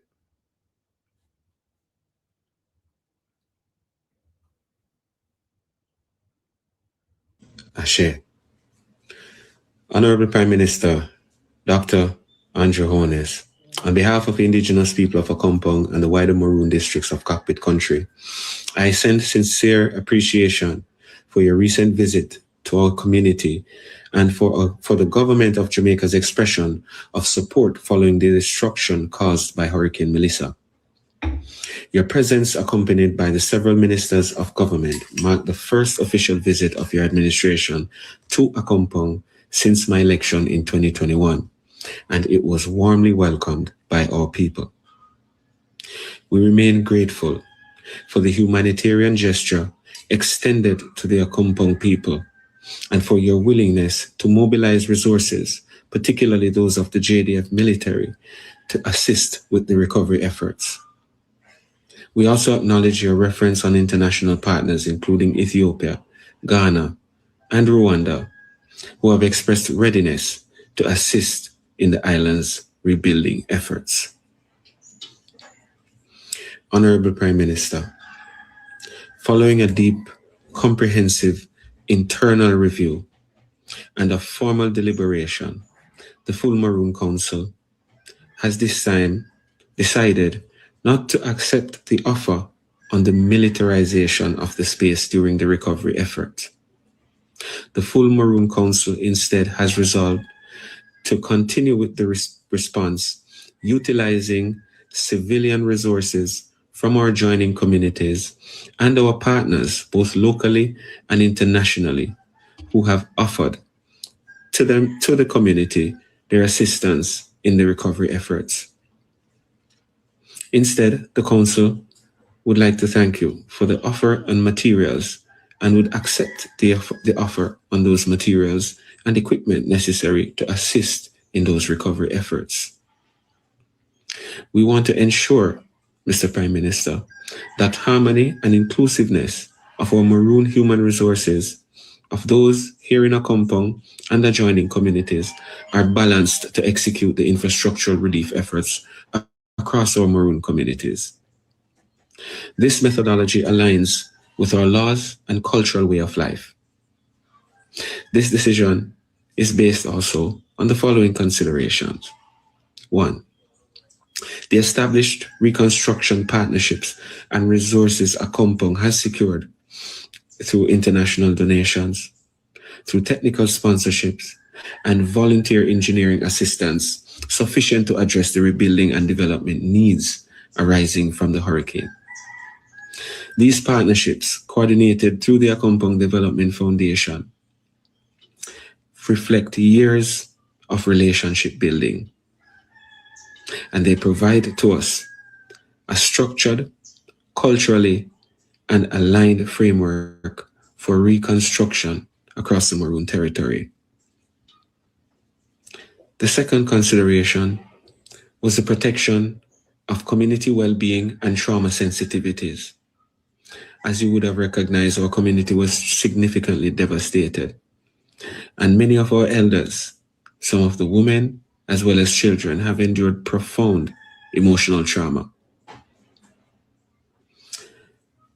In the aftermath, the introduction of military personnel carrying assault rifles, as we would have seen just the other day, even in a humanitarian capacity, could exacerbate and distress and cause additional distress among residents of the community. All right. Let me speak on a little thing here before I go to the next clip. For Mystic Sensation, my subjective opinion, Curry was well measured in his response. In terms of my perception, Curry had responded in a way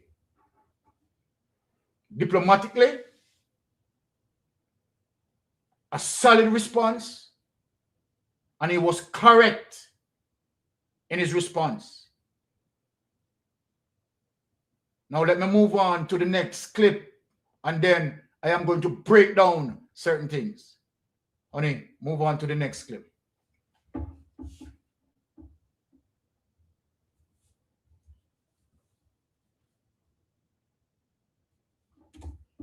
Now here it is, Jamaica, where I have to come out.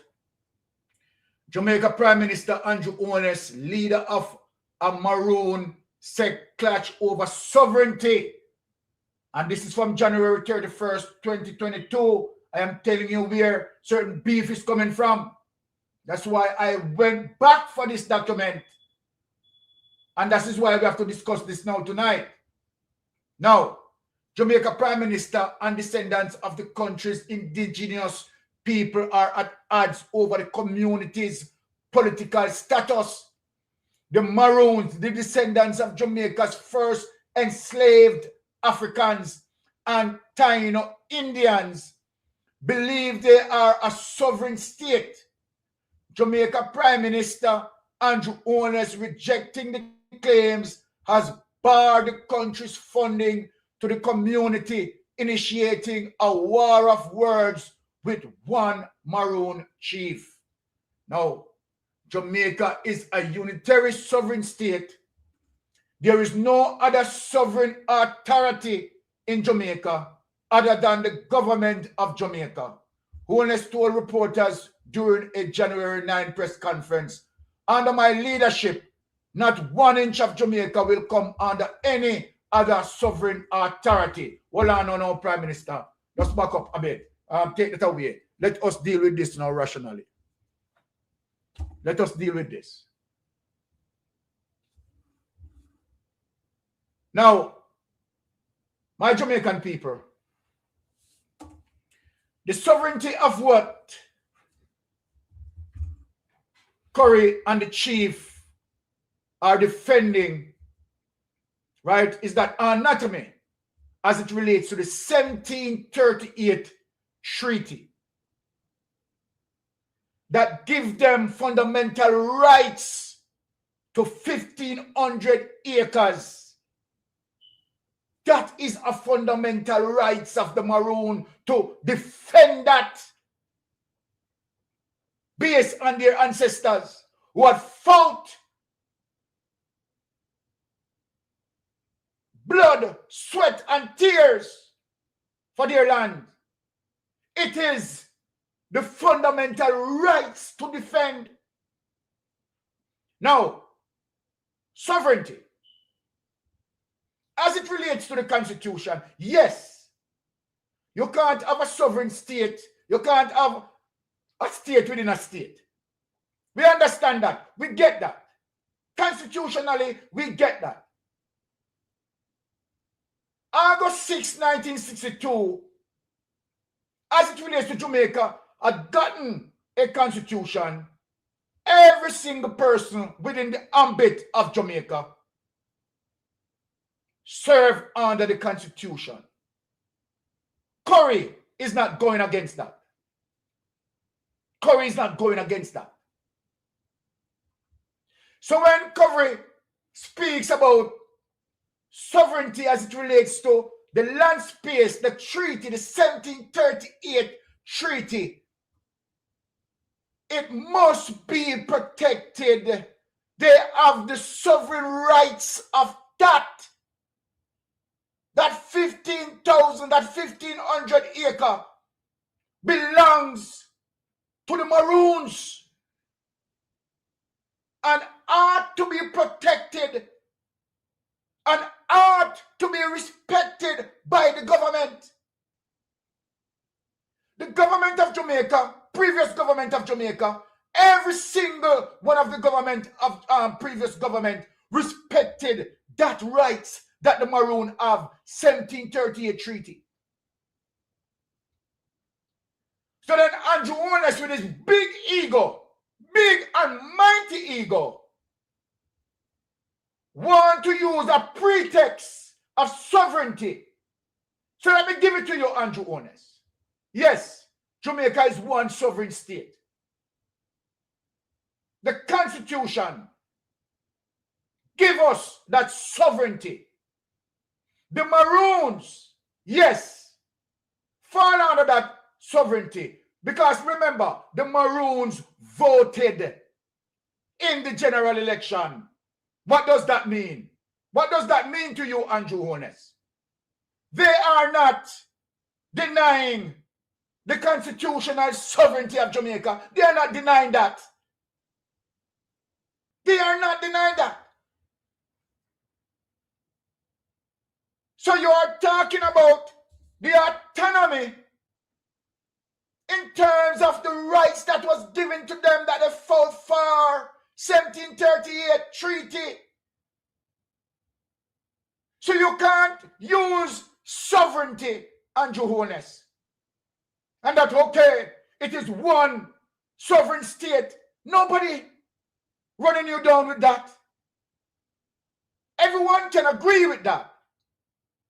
One constitution of Jamaica that governs every single person that live in the ambit of Jamaica. So for your influencers who are influencing you, for you to use sovereignty and wrap around the neck of Croany, it is a fundamental wrong that you are doing.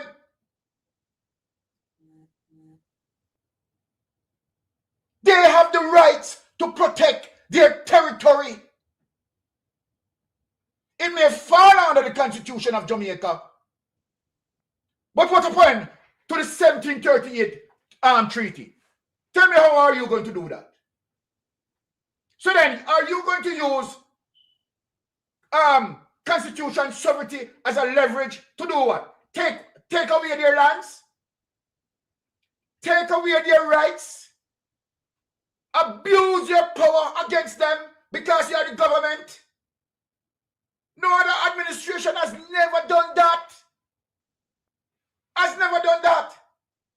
So Constitution on one hand, right, as it relates to the Constitution that governs, right, the entire Jamaica.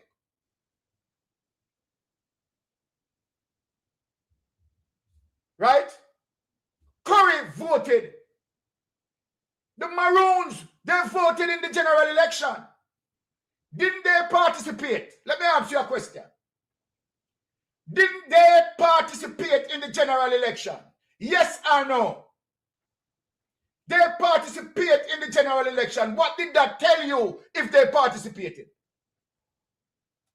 If they participated, they are telling you that they are going with the Constitution, constitutional norms. They are not seeking your constitutional sovereignty, as you claim. And so then you have to go into your ego. Whatever benefits that used to be given to them, you decide now to take it away. They have the right. The 1738 treaty give them the right, Andrew Holness, to protect their territory. To protect their territory. Let me ask you a question. One to the people lumber them. One way go there and take away. So no have them up for that too, you know. You don't have them up for that because you know encroach on the Maroon land, on the Maroon territory. Right? Using what? Constitutional sovereignty. And that's what you say to Croany, running that joke. Hey, no one can stop me to go anywhere in Jamaica. Diplomatically, what you are telling him, you understand? You are the sovereign rights of Jamaica. That is what you say to him. When you say to Croany that no one can stop you from going anywhere to in Jamaica, then let me ask you a question. Did Croany say to you that you can't go anywhere in Jamaica? And why you said that to him? Why you said that to him? You're thin-skinned, arrogant. You're full of it. That's why I said that to him. No one can stop you to go anywhere. You're telling him that don't eat up with me. There's no other sovereign state that you recognize. That is what you're saying to him. But Croany, the Maroons, have no interest in terms of challenge the constitutional sovereignty. They want you, let me give it to you, Andrew Holness. They want you to leave them alone. They want to live in peace. That's what the Maroons want. And you have some bugger wires up in a Maroon town. What a side with you. And this is what is breaking down the weakness and the strength of the Maroons. Some bugger wire, some sellout, who now seeking political intervention. The argument was never about challenging your constitutional authority, Andrew Holness, the constitutional sovereign right. The Maroons have never challenged that. Never. But what now? The cockpit, who are natural resources, right? That you want. You want to capitalize the Maroon territory. Let us start. That is what you want. And the friends them who they influence you become, you hear them, you know? Yes. I went on their platform and let me call out the name. Because I'm afraid of them. The Chopper John. What they influence you and I tell you, say, run in, pan Croany, don't make Croany more than you. When they on the platform the other day, they listen to me, you know. When they on the platform, I listen to me, you know. You never know something that they listen. Eh? When Chopper John, they tell Andrew Holness, right? No make you go so because if you go so you look like you're weak. You think me never on the platform I listen to, you know? Eh?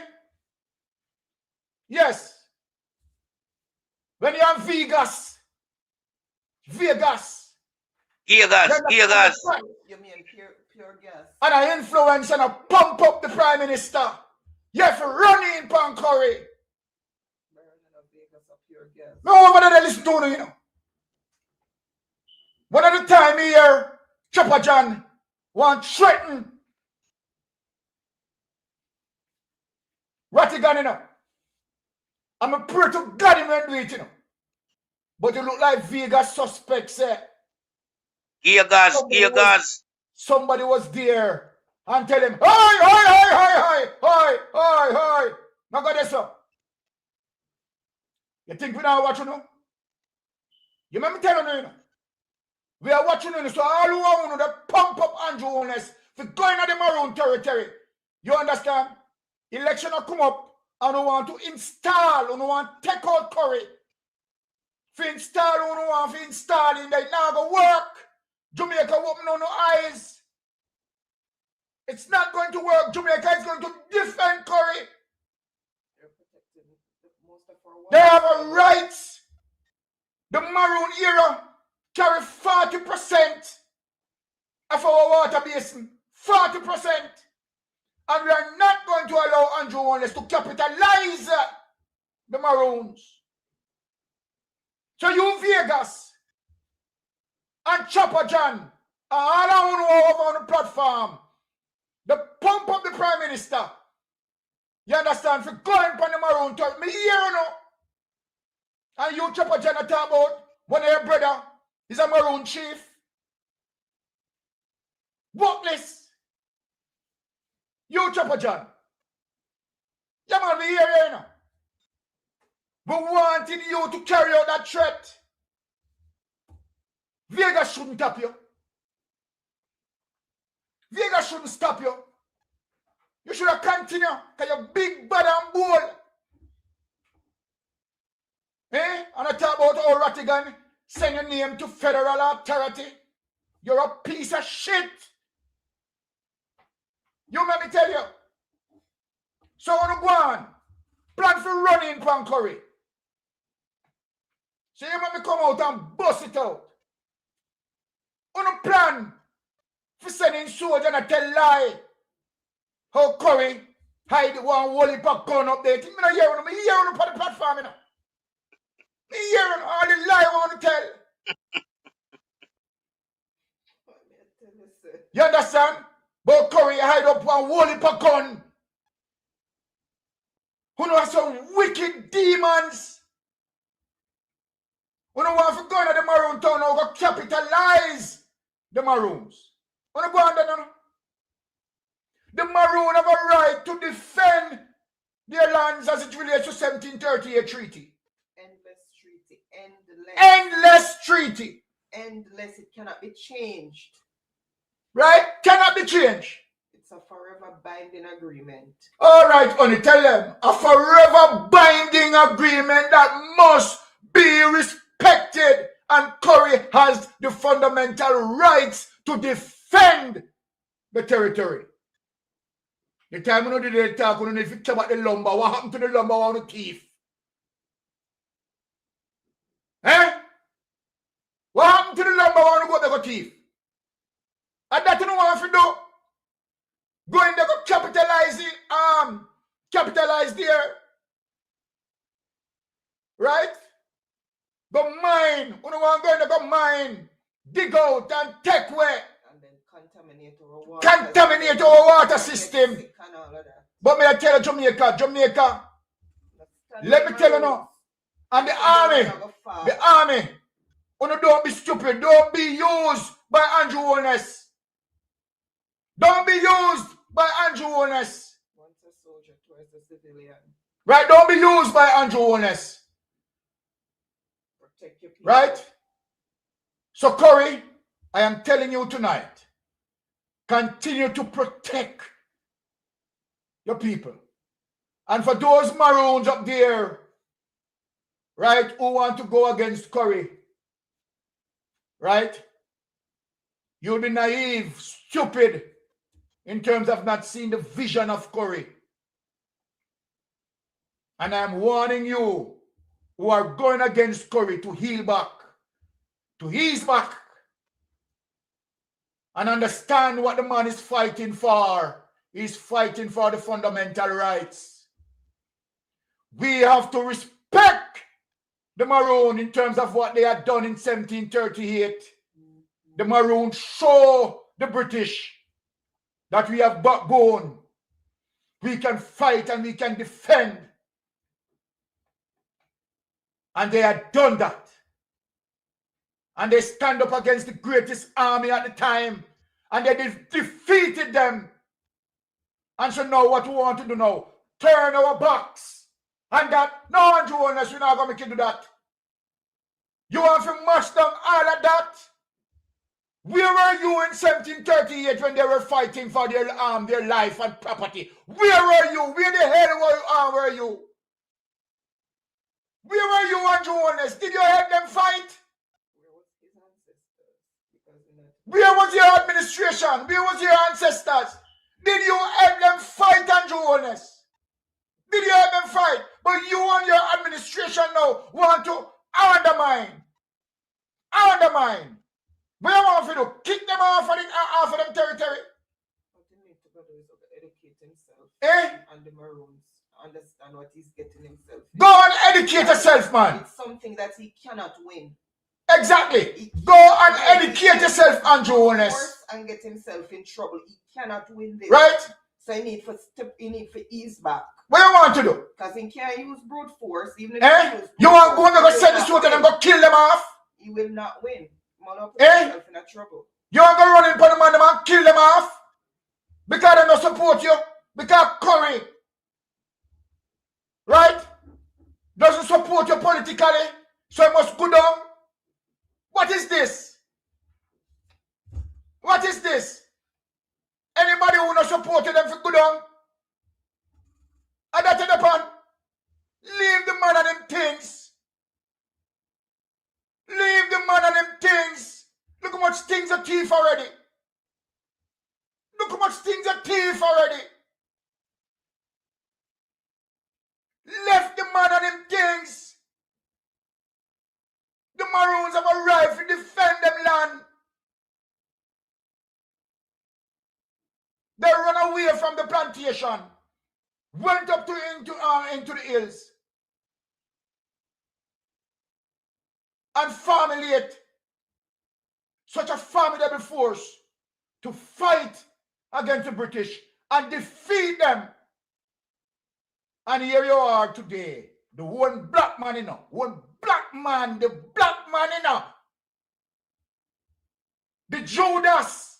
The Barabbas. The Chopper John. The Vegas. The dirty Barabbas them. Want to know what? Encroach? Encroach, you don't want to encroach now? Let me eat back because I get to eat it and bring in melting pot, although melting pot upon the fire. Even hotter. Go on melting pot. Well, you know, me can't understand why Andrew, this garbage guy, this garbage prime minister will come say him want Jamaica. Why him want to trample on the Maroon people rights? He has no rights to even looking over that side because under the 1738 treaty agreement between the British and the Maroon, it give them the perpetual rights of that 1,500 acre land. Yeah? That simply means under no circumstance nobody can go there and take that land from the Maroon. No. When it comes to the autonomy, yeah, that give them the right of governance within them own space and them own law. Them also get them trade rights. So everything was given to them in 1738 by the British government and was reiterated 1962 when Jamaica got independence. Yeah, that was mentioned that these people must remain there and never been asked to leave are never been interfered with by the constitution government. Now, there is one constitution law that covers the whole length and breadth of Jamaica. And Corey know that fully well. Corey is not challenging that. What Corey's simple standing up for is the rights of the treaty. Amen. All that is within the treaty. That is what Corey is standing up for. And Corey will not allow a piece of garbage like Big Nose 28 bank account Andrew Wallace to come in and dictate matters to him. Because listening to Corey is vastly educated, superior in knowledge more than the garbage Prime Minister Andrew Wallace. Andrew does not even know that him cannot even go over there so and attempt where we are seeing him a try to do. Him can't win nowhere. Not even in the corrupted court where him run down at Jamaica with the judiciary, the judicial system back him and the DPP and the commissioner. Them can't help him with this. This is set in stone all over the world. So you have to understand what the treaty offers to the Maroon settlers. And there's no way you can go up in a cockpit country and try to claim it. You see, from these Chinese come at Jamaica, there's a lot of things that happen at night in the dark with this same nasty administration and the Chinese them. Who remember saying after the Chinese them to go and see if them can dive up the goal over Port Royal. I remember, Port Royal become one of the 7 wonders of the world, And Big Nose Andrew Wallace don't even know that. So you know the Chinese them have all various type of equipment. Him give them the right to go dive up the goal. I remember them goal sing from 1632. You understand? From 1632. And no more Prime Minister never have that on them brain. Hold on a melting pot. Hold on a melting pot. I have my good brother here. Head boy. You're missing in action, head boy. You're missing in action. All right, head boy. Glad for you, head boy. Yeah, man, I'm giving that thanks. But I just not to cut Uncle Melton Pot. Okay. Right? And let me greet your wife as well. Blessings. Right? Yeah, man, blessings, Uncle Melton Pot as well. Big up head boy, see you again. Yeah. Love and respect. Yes, man, big up Uncle, big up man. What I want to say to you, Byron, on this matter of the Maroon, I want to remind you where we're coming from with this. Yes. Right? Let me make people understand. Corey, Chief Richard Corey. Sorry, Edward, can you speak up a little louder? They said they're not hearing so clearly. Oh, you can hear me much better now? Oh, yes, go ahead. Yes. Yeah. So Chief Richard Corey, right? Remember that Chief Richard Corey was one of the top performing students at the University of the West Indies. That is correct. A matter of fact, he's been recorded in the canals of the US history as being the top 10 performer of all time. That is also correct. Yes, that's one. 2, he look better than Andrew Holness. I want to like man, Yes. The girls them same look better. All right. That's one. He's popular. Yeah. This is the first in the history of Jamaica you have had a Maroon chief down to the baby when we can't talk good know him name, Exactly. Yeah? So, but I just wanted to raise those personal issues first to show people the personal side. But from a political point of view, I'll tell you why. Because I know their compound very well. And not only do I know their compound, I've always declared I'm a Maroon. Exactly. Yeah? I mean, I beg it, I not borrow it. It is from my grandmother. Yeah? Yes. So, and they are in fact with neighbors that compound. Now, what is happening in their compound is a politics. And I'll tell you where the politics is coming from. The little old worthless former chief that was up there before Corey, right? Mm-hmm. Very political, by the way, because he was a JLP counselor. Oh! Yeah? Let me help you, no man. No need to remember what the thing going on. So the man will come out the other day named Ferran. He was Councillor Ferran. All right. He was councillor for the Lacovia division for a long time. Which a compounds falls in. He was Hutchinson's right-hand man. Oh. Now, let me tell you why the Prime Minister now wants to go into their compound. Yeah? Because nobody is answering the question. And it's not the Prime Minister really want to go in there. It's some rich people. Now, the compound was identified as one of the alternative ganja growing areas in Jamaica. That you don't need a license to grow ganja. Oh. Hello? Yes, we are following you. We are following you, head boy. We are following you. Right?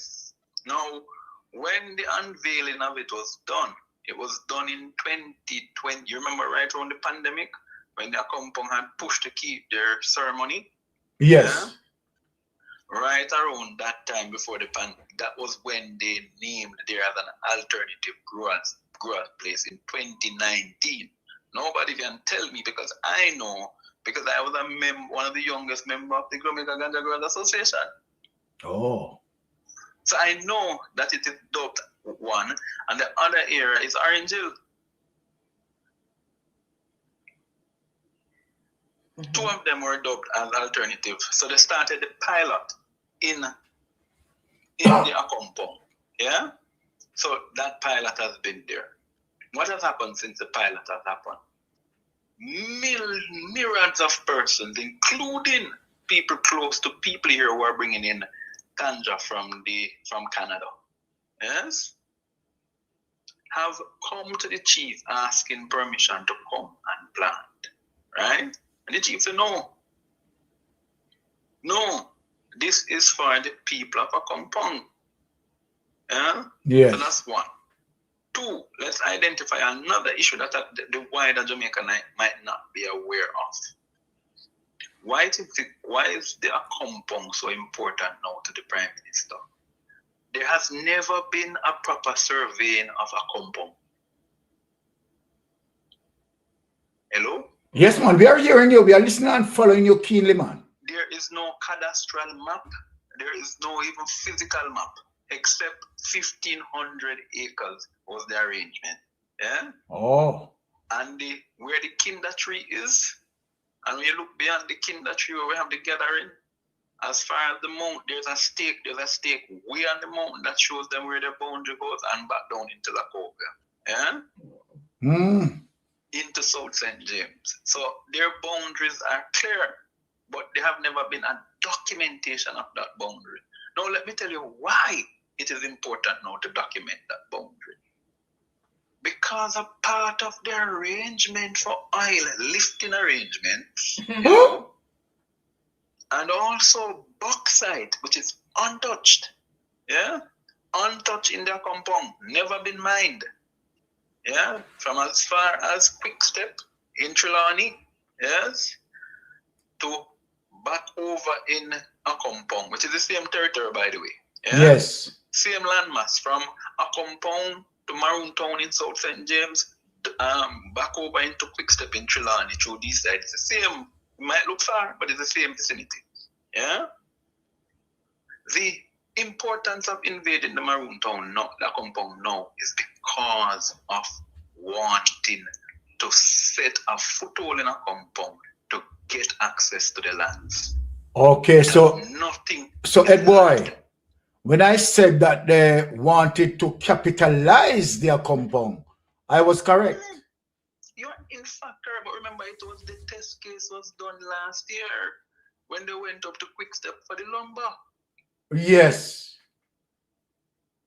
That was it. And what did they say? That the forestry department, which represents Crown land, yeah, yes, had a right to go into there because there is the forest in it. No flipping forest is in the Maroon territory. The Maroon is a representative of the Crown land. Yeah. Yeah. Now let me remind them of the 1738 treaty, you know. Right? I've been reciting that treaty from 1415. Yeah? Yes. I can remind them at treaty number 3 in the treaty which says Kodjo and his men must be given 1,500 acres of land between in the town in Trelawney town. Yeah? Yes. Where was Trelawney town? And then we'll realize why they want this land. Trelawney town started where Compound was, all the way down into where Governor Trelawney named Trelawney now. So D side. Yeah? Yes. D side. That is the landmass that was given to the Maroons, including South St. James. Yeah? So let no one come and fool us. We know this is the new land grab. Yeah? Yes. This is the new land. And I'm saying to the people in St. Elizabeth, in Junction to be exact, there is going to come this week. As a matter of fact, I'll tell you this week, there's going to be a team coming to you to tell you they want to buy your land in Junction. Because let me tell you what is going to happen in Black River. Black River is condemned. Wow. Nothing can happen in Black River again, you know. Junction is the new town.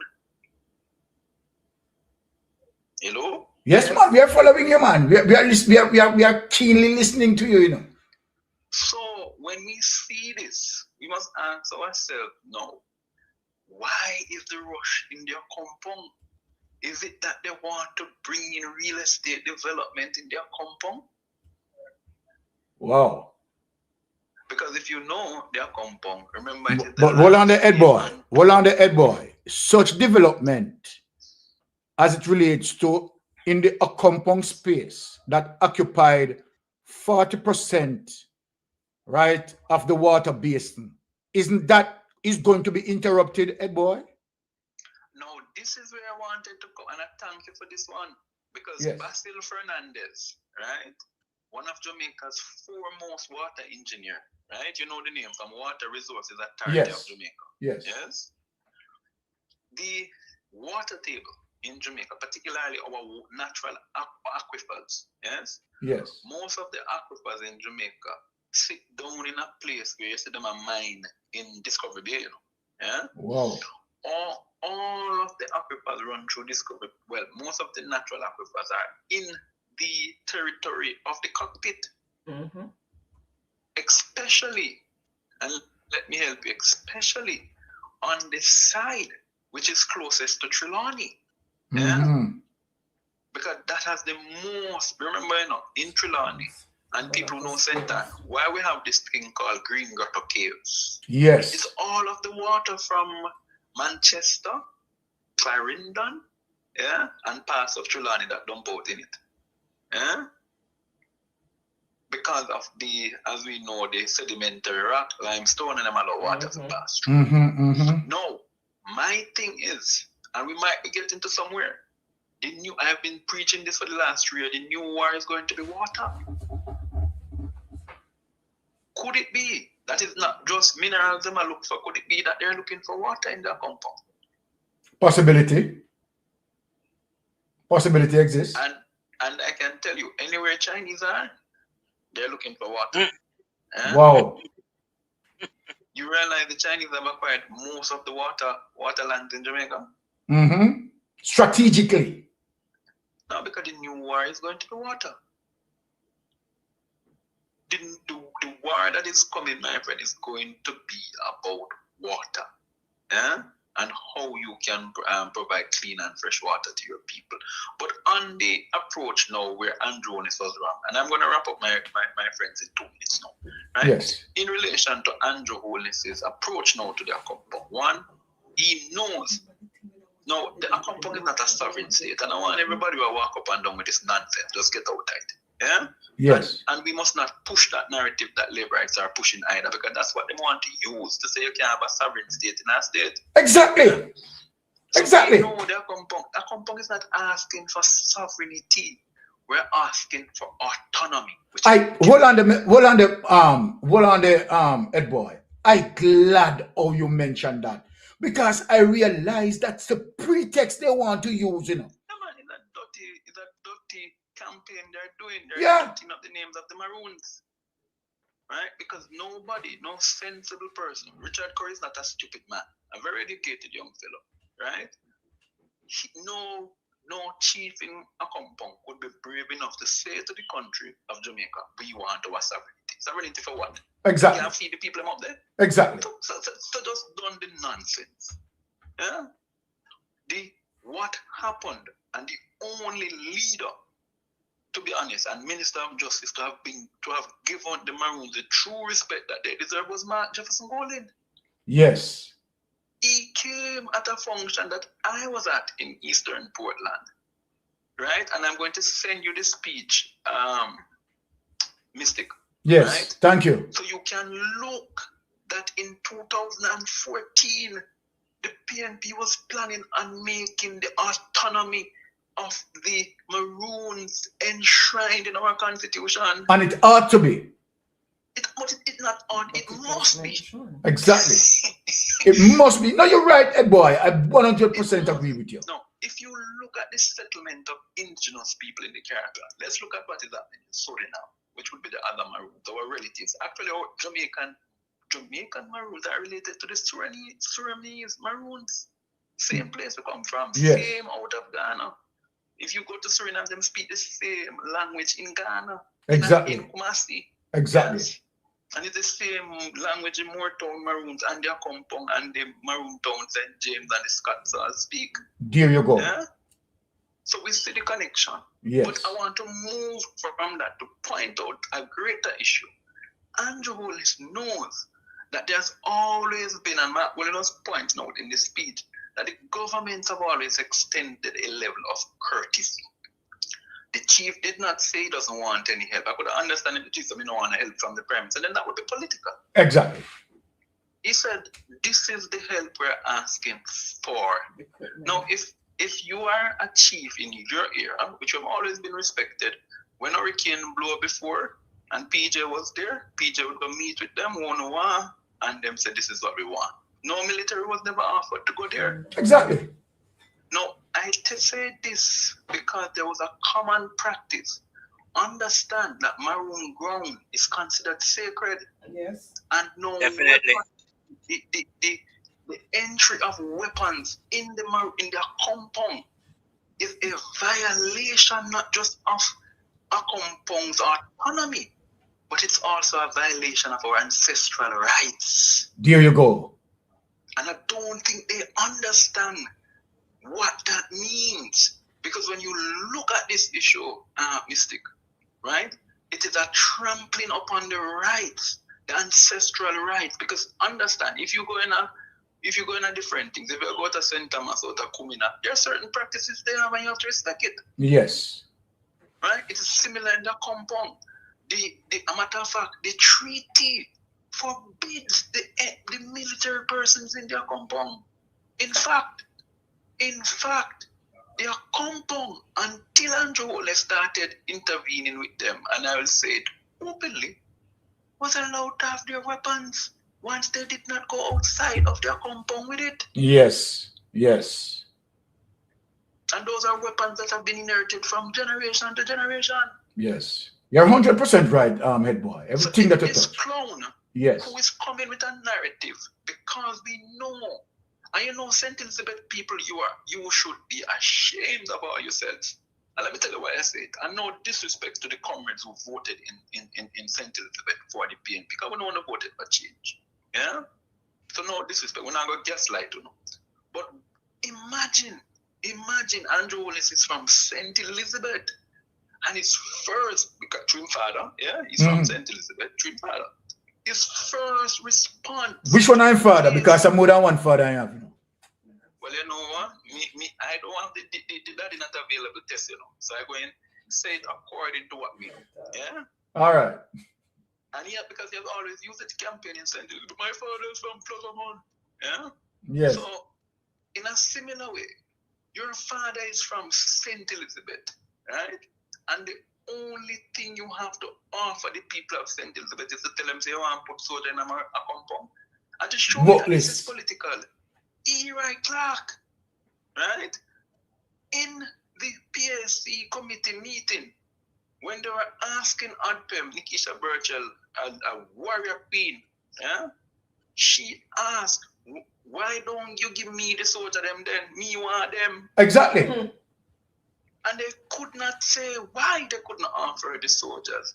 And it was there and then that I said to myself, the problem is not with the government wanting to help.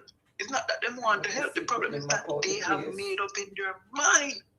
And let me tell you something. You see, these people, because I want to protect your channel, these people that have the J in them name, that is here. I'm warning my people, do not take a single thing from them. Mossad agents are walking up and down in Jamaica. I can't leave you, my brother. Well said, my brother. And Ed boy, don't be a stranger, you know. No, man, we're going to recoup for the new year. You know, all right. We couldn't, to tell you, to be honest, gentlemen, with the devastation I saw in Jamaica, I couldn't talk the politics. Oh my goodness. Honestly. That's understandable. My heart, you know, there are some people, because I have been on the ground for a while myself, yes. right? And there are some folks that when I go to Westmoreland, Virgin, and St. Elizabeth and South St. James, my heart rip out. Yeah, man. Really devastating. Big man cry. You literally just have to fight back the tears. Yeah? Yes. Yes. So when you see this devastation, and then you realize that this invasion in a compound has nothing to do with helping a compound, but wanting to go decipher the resources in a compound, to go send testing equipment. Yes. By the way, the compound, and as I go, the compound has a material that is called copper. I'll go and leave you. All right, my brother. Yes. So there you have it, as it relates to Andrew Warner's intention, right? Want to carry out the same mayhem that Donald Trump is carrying off on Venezuela using pretext of drugs, right? Using pretext of sovereignty to go in as if Corey, you understand, challenging his sovereignty. Go ahead, Melting Pot. Sorry, my brother. No, you see, when we have Ed Boy in the space, there's nothing sorry about that, you know. We have to welcome Ed Boy. Of course. Man, we always welcome Ed Boy. Yeah. But, you know, back to my analysis of what is, you know, happening, yeah, in regards to what we're seeing Andrew is trying to achieve. He can't achieve anything. Yes. Yeah. This is one futile attempt to achieve something. This won't give him nothing in return. But I make him look stupider than how stupid he is right now. You understand? Because we have had several prime ministers before, and none of them have ever tried to disrupt the people of a compound. And nowhere else, Moortown, Stewarttown, anywhere you have Maroon settlement, they have never gone in and tried to do anything with that was Andrew is trying to do. Yeah? My grandfather is a fully fledged Maroon. Yeah? He come from Stewarttown, and him actually named Stewart. Them call him Silk Crab. Yeah? So, me have to defend them. Hold on there. My wife is 100% Maroon in. Well, all right. We have to defend the Maroon cause. You understand? Yeah, my mother is 100% Maroon woman. Them call her coolie girl. Okay, and she black like she black, but them call her coolie girl because of the type of hair she have. You understand? So we know for a fact say the 1738 treaty gives the Maroon the legitimate right to own the land, yeah, forever and ever, amen. Nobody can come and drive them off of the land. Them also have the rights to protect the land. Yeah, the autonomy give them their own governance and own law. And them get them trade rights. So them get the things that the British government see fit to give them so that them can remain an indigenous set of people in the country. This Labour government does not respect the Maroon and the sovereignty of the Maroon. Right? And they want to complicate the Maroon sovereignty with the sovereignty of Jamaica. No, Andrew Holness, I know you was a stupid guy, you know, but this make you look fool and stupider. You understand? Because everybody know about Jamaica Constitution. Yeah? It comes because we have with sovereignty. Yeah? But you get already, you know. to Rubio and Trump. Yes. You give away Jamaica sovereignty to Rubio and Trump. So Solid you should point. even not, Solid yeah, point. him should even not engage himself with the word sovereignty. Because I don't know nothing about it. You understand? He does not have a clue. I tell people this guy is not prime minister material and in no surplus the requirement for do not more for Jamaica. Because everything where Andrew try to do for Jamaica is destroying Jamaica and the people in Jamaica. You understand? And who is the beneficiary? Foreigners. From the Chinese, them come to Jamaica. The Chinese, them have been operating under what you call a 6-for-9 type of agreement. You think I just them construction work that them come at Jamaica for do?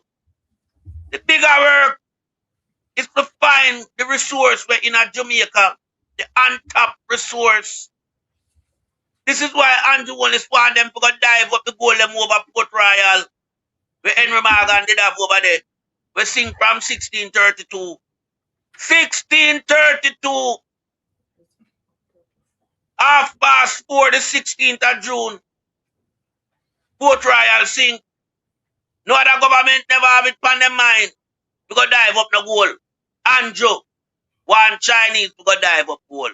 Him want the Chinese them to go into the cockpit country. Because there are a lot of minerals. Copper, as what you hear Ed Boy just said. Uranium, gold. Them claim high up there. But we know have a water source that up there so give Jamaica 40% of the domestic water. Exactly. And if you go up there for disturb that, you know, a problem. Problem, yeah. Serious problem. So I've been warning my Jamaican people. These Chinese people want to embrace in the place. I'm going to call them nationality because I'm not being racist. I'm being patriotic. These whole heap of Chinese we are coming at Jamaica and the whole heap of Indian them we are coming at Jamaica. And we hear now some Israeli down there with the Jews mentality. We don't need to take a close look on them, you know. Because in the world of the Jews, them have the most wealth, you know. And them go anywhere on top wealth there. Them want to maximize it. The Chinese, them do the same thing. And them look on these little third world country. Yeah, some in Africa like Jamaica and other places. To go in and maximize the wealth. This is why I know slavery still exists, you know. No matter where a man tell me, slavery still exists. Because these are how the backramasa them used to administrate. Them come at your land and you give them the thing where you have in your land. Yeah, and them can't go for them place, go turn it in a wealth. So, Andrew Wallace now have to understand, so Chief Richard Curry, yeah, him know where I talk about. And as Ed Boy said, him are one of the top forever and ever 10 students come through University of the West. Andrew, you can't measure up to that. So there's no way you can enter into a court of law with Richard Curry and expect to come out victorious. Curry are going to make you look like, oh, you see Isaac make Strike 5 look like idiot up a Privy Council. So you need to just, you know, abandon this whole idea of wanting anything to do with the Maroon them in Accompong. You understand? Because you won't achieve anything. They have a treaty law that give them all the rights and privilege. And Chief Richard Curry will make sure that remain amongst the Maroon people. The cockpit country is a part of them 1,500 acre land. It belongs to them. You, Andrew Wallace, cannot go there or send any JDF personnel there because you are breaking that 1738 treaty law. There is nothing going on up there for you to be considering sending in JDF personnel. No other administration has ever done that. And as we know, those places come with some form of secrecy. Yeah, sacred rights. So when you go and send in the army man them with them long gun, that not supposed to happen, so. We don't do it already up a Moortown in a Portland. You remember where did go on up there? With the police them? You remember? It's the big standoff. We go on up a Moortown a couple of years ago in a Portland. And you are trying to repeat the same thing. And it has never happened under any other administration but Andrew Holness administration. Yeah? That controversy up in Moortown was under Andrew Holness administration. Him send the police them up there. When them now no rights to go up there because the people them have them own chief, them have them own police up there. You understand? But this guy keep breaking everything that is set in stone in Jamaica. Every law in Jamaica, this guy want break it. Now I'm going to threat them. Yeah? I'm talking about, him have all rights to anywhere in Jamaica. Nobody don't say you have the rights to go anywhere in Jamaica. But you have the right to control everywhere in Jamaica. Because you certainly don't have the right to control nothing in regards to that 1,500 acre land. If you want 1,500 acre land to do what you want to do, go for the 1,500 acre land out of St. Thomas. Yes. And you leave 500 with Pernell Charles. And if you want and close down a St. Elizabeth, the JT Hutchinson have 1,400. So if a land you want, go take back them land there and leave the cockpit country and the Maroon them land in the treaty agreement. You cannot do nothing to that. That treaty agreement will get you in trouble and you're in a prison too. So make your nose cover up your eye and you get blind and can't see what we are telling you. Yeah, because your nose that big, that you can't see. Yeah? And you don't take heed and you have nasty germs like gas, big stinking trapper John criminal. Yeah? I support your wrongdoing. And the sellout guy now call him no Maroon. He's a sellout guy. Yeah? We run for a JLP ticket as a councillor. Yeah? Because our learned friend Ed Boy just exposed him, He is a piece of shit, He is a sellout, but and that's why I talk about corruption. Andrew use money for buy out Jamaica, But buy the people them vote, buy the people them trust, and him no want buy out all the man garden at the Maroon settlement now go and buy out all one of the Maroon nasty guy. You understand? The nasty guy that me as a Maroon now support that piece of shit there. And me have to burn him like how me burn anybody. Yeah? That piece of garbage Maroon guy we run for the JLP ticket as a councillor. Yeah? You need to leave the place and find see if Andrew will put you up on Beverly Hills mansion. Since you want, move away from your traditional culture, yeah, and find yourself in the corrupted culture, go on up at Andrew place, man. If a compound tongue no good for you, go on up on Beverly Hills. Because you look like you don't realize your farmer heritage, As Maroon people, who have a different heritage from the ordinary Jamaicans. Yeah? And if you don't know, Chief Curry will teach you, but Chief Curry not have to teach you because you're a piece of shit. Yeah? What you want to learn now is corruption. Because you love when time Andrew rub the butter on your hand and your mouth. And it grease up your pocket. Yeah? The whole I don't know how fall for Andrew butter. Andrew corrupted butter where him have. We can't use it in the kitchen. You understand? So we have to understand Maroon people. We have to get rid of them people who want to sell out to no sovereignty, No rights, no indigenous rights, We have to move them out of the community, man. Because the guy they look like him wants some modern life. And I know Andrew now going to accommodate him, No.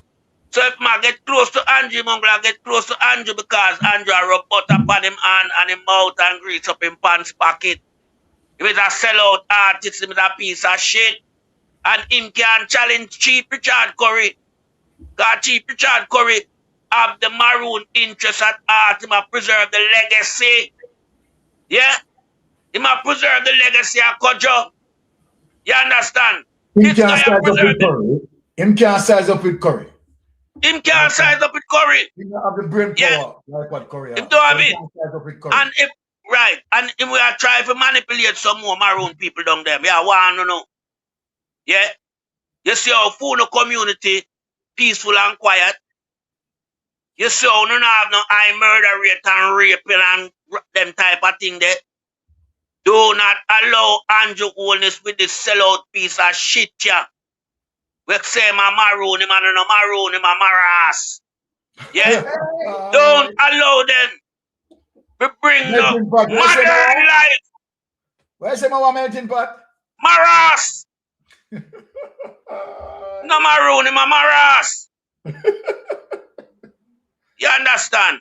So me I tell the people them, don't side up with this guy. Yeah? Because Maroon way of life, it's different from the typical Jamaican way of life. Maroon community and settlement run different. And if you not allow this garbage to come infiltrate the Maroon settlement them with all type of corruption and collabo and nastiness from outside, you not going to read the sad mistake down the end.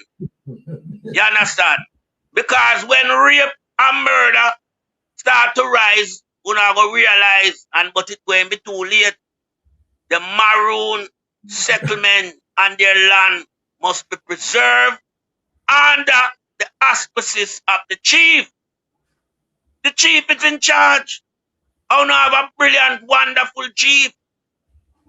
A chief that is well educated. A chief that this guy, Andrew Wallace, can measure up to him in a no way, shape or form. No way, shape or form. So, I don't know what you want. Yeah, but I tell you, no, sir, recluse yourself from the Maras Maroon one have up there. That Maras Maroon will run on that green ticket. Recluse yourself from being around him. Him is a sellout guy. He's going to bring destruction into a compound town. You understand? Because anyway, Andrew go, you know, destruction follow. Because him come with corruption. And every youth who used to live within them means are going to live outside of them means now one thing where them never see before. Yeah? And all of these things come under the banner of illegal substance and guns and corruption and all these things. Yeah? So Maroon Town will eventually be desecrated. And that Andrew Wallace want to try to achieve. Because anyway, peace there, you know, he want to try to disturb that. Because he's a dictator. He's a guy who feel like him powerful more than the sun will shine. You understand? So we have to make sure no, so we keep on top of the situation with this piece of shit Prime Minister Boaya. When your man Joe Big Nose hold this. You understand? And the minions, them where you surround him. Yeah? The gear gas. The gear gas, the piece of shit. And yeah? the Chopper John. And the nasty Chopper John. Because the gear gas there, you know. He's a guy who send out all video from him bedroom, you know. Expose where I go on in him bedroom, you know. And blame it upon the little daughter, you know, that piece of thinking shit. So you see who Andrew have around him, I lend support. Who him I use as tool in a society. A piece of garbage like Gigas. Gigas was still a cry for him, Black Widow, Peter King. You understand? And then you see the nasty gunman Trapper John we are threatening people. Where the police them to go pick up. Yeah? Guys don't go gunman threaten people, you know. You see him threaten people in the election up at Trelawney. And yet still we don't see the police them go pick up that nasty piece of shit. Him rob Jamaica taxpayers money, say him a project manager. When this guy came put on a pot good pan fire, them have to send him back to take over the test. You understand? Him go for culinary art, because Andrew said the whole of them are the corrupted university named Delaware. Yeah? At Philadelphia. I up there, the whole of them going on Keisha Mac. You understand? So, we know, say, these people are garbage and should not come and inoculate up a compound town. Yeah? So I am pleased at the work, the wonderful work that Chief Richard Courier do. And Chief Richard Courier demonstrate himself to be a good leader. Good leader of the Maroon people. Excellent leader. An excellent leader. Yes, Sir Byron. Chief Courier represent the people them with the greatest knowledge. Because I know the ins and outs of the 1738 treaty. Yeah? And him know fundamentally that him have him right and he's not gonna give it up. Him not relinquish the right to big nose Andrew Wallace. Yeah? Andrew want bring the Chinese them come mine out Jamaica, you know. Yeah? And as we know, the cockpit country, no survey has ever done. None. So how you know where certain things is and what is up here. But yet still you want to go up there go do mining. Them cut out the man them lumber, you know. And it causes an uproar. Yeah? And we need to find out from Chief Curry if them get paid for them lumber there. Because them said the Forestry Association of Jamaica have the rights. But the man them not no forest out there. Here's no end result on those lumbers. Still status still missing. Status still missing. Alright. Yeah. So people go up there, steal the lumber, and try clear the land space to carry out what they want to carry out. Alright? As head boy, you know, give you the info as it relates to what kind of plan they want to go on with up there. They want to grow marijuana. Yeah? They want the mining. Yeah? Both for diamond, gold, copper, and oil. Yeah? But at what expense? Because water, you know, are the source of life, you know. And up there, 40% of our domestic water. Yeah, it come from there. So, all the backside where them remove the levy from, that now go benefit Jamaica. And the rest, I think them are the Chinese, them are going to benefit, you know. Because I'm going to tell my Jamaican people something. I rather them think they stay in Jamaica untouched until Jamaica can process it themselves and reap the full benefit of what we have. You see, raw production, it not benefit a country, you know. When you give away your thing in bulk, metric bulk, tons of them, but it gone process. You think you can buy back the finished product? Eh? So all them gold up there with them want mine. Yeah, how much Jamaica go benefit from that? Compared to when it finish in the jewel store, how much you pay for it? That no benefit the country, that will benefit Andrew and the Chinese them. And Jamaica need to start get them Chinese out of the place. Here, them now no God give right now a place, no. No Chinese never fought in the rebellion. Be certain of that. No, we not no Chinese hero. But we see them come and want to take over the place under this nasty regime government. Yeah? Him have them in a strategic place, you know. Him give them half a work garden. Them have all dragon up there. Dragon! God, the Chinese symbol that. Yeah? Him give them another. Also 200 acre land to build Chinese settlement. We not see what Andrea do. We not see what Andrea do. No better wake up in a Jamaican. Wake up in a, you see this die-hearted political mind we don't have. We don't have to realize that there's nothing greater to die for than your own soul. Make that be right amongst God and man. Here, not amongst party and politician. So when you continue, yeah, I fall down and I worship this piece of shit garbage guy when you're Andrew. You better know what I do. Because Andrew has already accomplished all when we accomplished to corruption and criminality. Yeah? And Andrew, right now, is not living well with all the wealth we have. Just look on him. Me older than Andrew, oldest and me fresher than him. Here?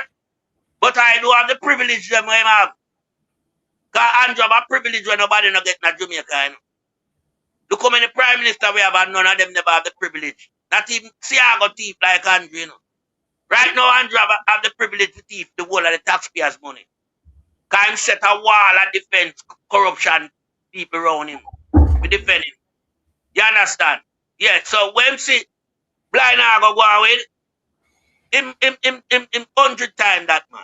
Him 100 times we see Ago go on with. Yeah? Because Andrew now have to thief until he say he forgot, you know. He make sure eliminate that, you know. Not like when Seaga did say he forgot about the 31 million. When Andrew set up him thing for rob Jamaican people, it just gone overnight. Yeah, and when you realize him tell PLI to protect himself, this is what we say happen. Yeah, so Jamaican people have to now stand firm, you know. Yeah, Michael Manley telling us someone to stand firm. Yeah, it's time now to realize this guy has only one aim and objective, and it's to destroy black people life in Jamaica. Because Andrew don't consider himself black, you know. Me can't tell you that. Andrew does not consider himself black. Andrew color fool him. You understand? So where black people rights is concerned in Jamaica, black people fundamental right, him trample upon it all the time. So him is not an individual who see himself black. So Jamaican people who have to look now to the future. And this guy cannot take you into the future, the country into the future. It's time we get a change of government in Jamaica. And my cry to my Jamaican people is time to mobilize. Yeah? Mobilize to realize that it's time for Jamaica to get a change of government. I yield back the floor to you, my brother. All right, Melting Pot. Right, a lot of, educational stuff there. Really love it. Now, Jamaican people, we want to set the record straight tonight. And when we said set the record straight tonight, to show precisely that the People's National Party is a blessing to Jamaica, while the Jamaica Labour Party is destructive to Jamaica. It might appear as if, oh yes, Mystic Sensation, right, is a manlyite, so, you don't expect anything better from him. Let me put that out there. But let me say this. Yes, I am a manlyite, so I will admit that. But what I am putting out there is the truth. Now, we have seen time and time where Andrew Holness claimed that he's the one who fixed the economy. He's the one that set the fiscal discipline. And so forth. And then, of course, to the fact that he's just appealing to his scamming ability. Right? That's all it is. Right? Andrew Holness has no interest in building Jamaica. Right? Andrew Holness staying in power is get out card from going to prison. Plain and simple. Plain and simple. Am I lying? No. And it is the truth. So when Andrew Holness, right, want to take people's work, right, steal people's work and own it and take credit for it, again, it's a fundamental wrong. But it is Andrew Holness. You don't expect better. That is Andrew Holness. Andrew Holness will always go down the route of scamming because obviously he's simply, whether they like it yes or no, a king scammer, and he's very good at it. Right? So now this is one of the situations that I'm telling you about, where Andrew Holness now try to take over Portia Simpson's work. and make it his own. That is how conniving, deceiving this man is. Let us bring up this clip on it, right? And let us listen to Andrew Holness, because tonight we are going to burst his bubbles, right? And wish the people know that, of course, he's a scam artist, right? He knows nothing about building country or nothing like that, right?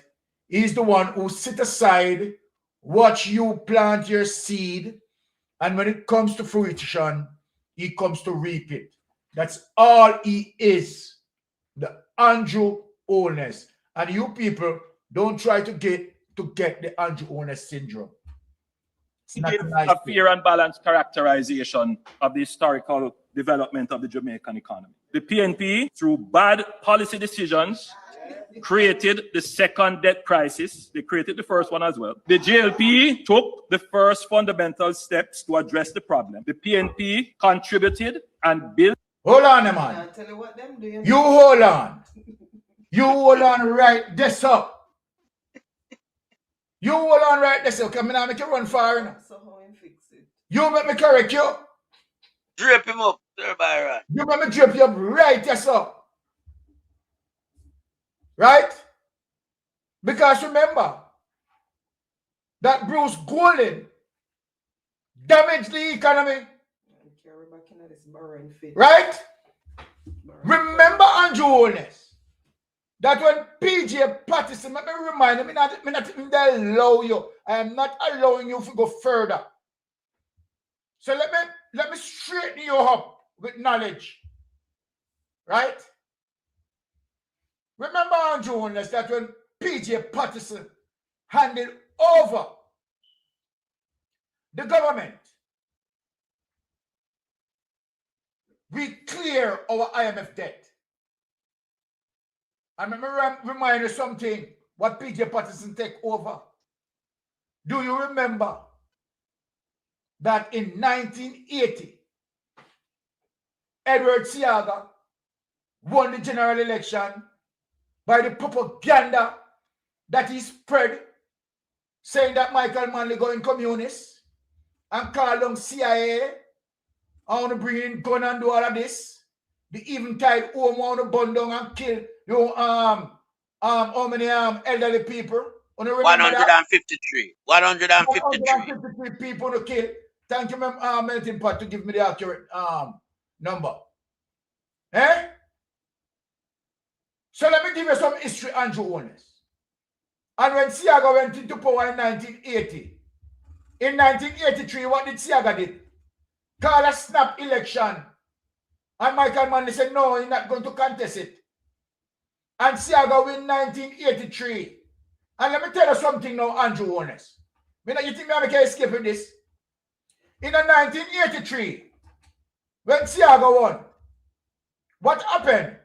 Seaga have all the ministries, no opposition. Did Seaga take the country any further as it relates to any economic improvement? Remember, he did not have one opposition in a parliament.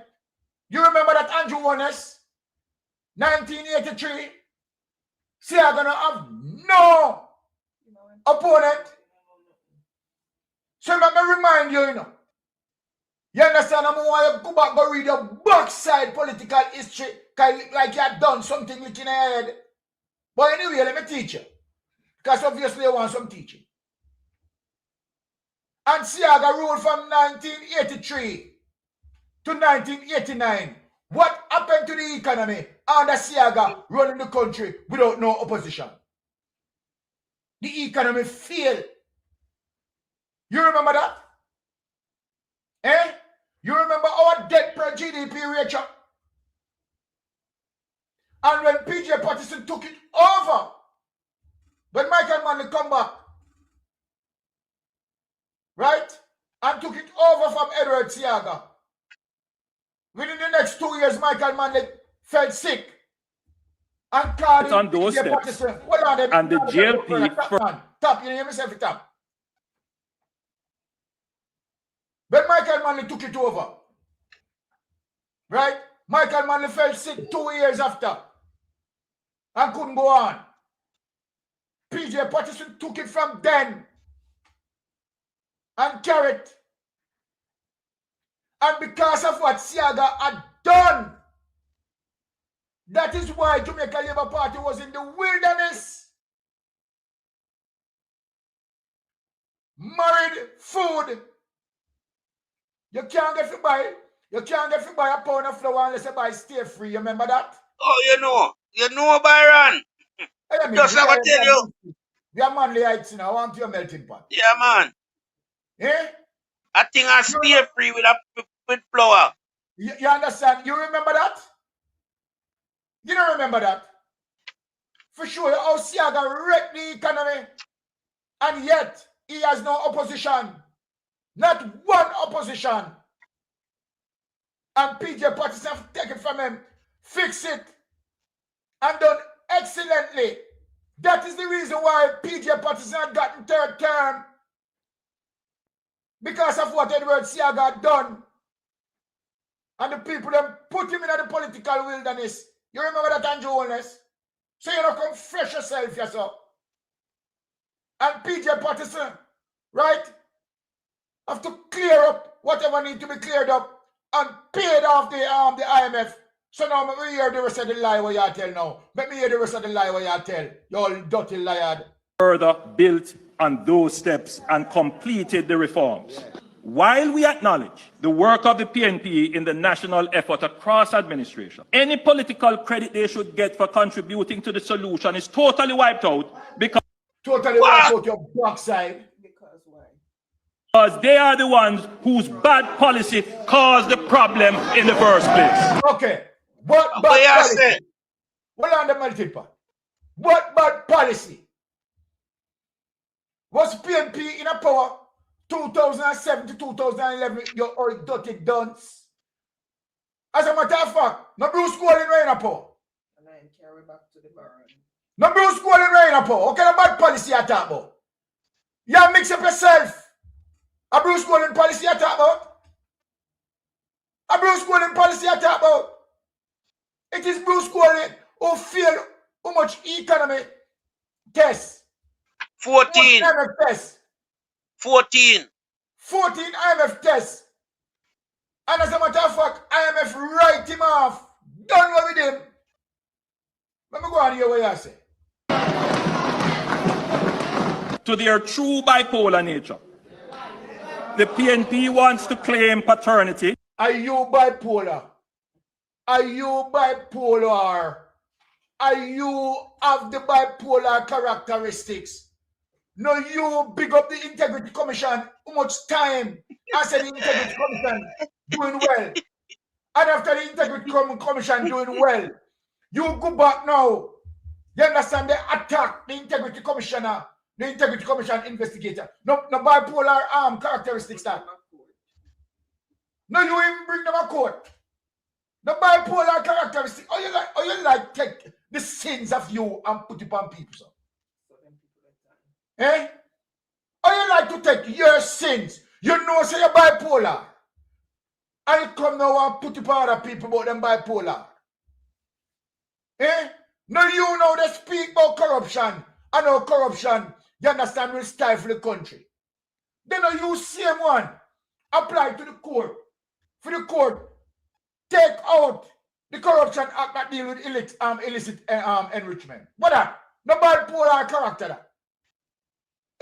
Anyway, go on. Let me hear what you say. After causing the mother, the people, so much hardship. In their last budget presentation, the leader of the opposition and the opposition spokesman on finance disingenuously accused the government of increasing taxes on the people of Jamaica in the last budget presentation. Hold on. I like that. Indirect taxes. I like that. The amount of indirect taxes where you fling for the people them. I like that. You see say you're bipolar though. You see it say you're bipolar. Go on. And the leader of the opposition said, since the JLP government came into office, they have more than doubled the annual tax take, increasing it by a massive $190,000 per person. Yet, in his recent budget presentation, this year, the leader of the... Hold on, I don't go too far. No, you promise the people, say, when you get into power, you are going to bring in the big energy sector to bring down light bill. No, you promise the people them that Andrew Holness. Let me tell you, you're bipolar nature. And when you get in a power, what you tell Adley Shah to do? No, you move the protection. What the People's National Party said as it relates to 350 kilowatt hours and reduces to 150 kilowatt hours. We're a widely tax net. No, you do that. But the other day, take it all away. And the other day, you take it all away. No, you do them as something here. Take away the whole net. Mr. Bipolar. No, you do them as something here. That I'm clear. Opposition and the opposition spokesman on finance both claim that the improved performance of tax revenue is due to the tax reform work of the PNP. When you see Warmington face and look up in the sky, Warmington said, what a rascal at this. So we need to ask ourselves, is it the PNP that is responsible for Jamaicans paying more taxes? In the 2023 budget, the leader of the opposition complained that the government was moving too fast to reduce debt. He advocated that we abandon the fiscal responsible path, use $40 billion, in other words, go and pass. Hey people, when you look behind Andrew Holness, I want to see behind Andrew Holness. Mrs. Deaf, dumb and blind. Never have nothing to say in a parliament, but I'm going to parliament, go on bench. Go in parliament, go on bench.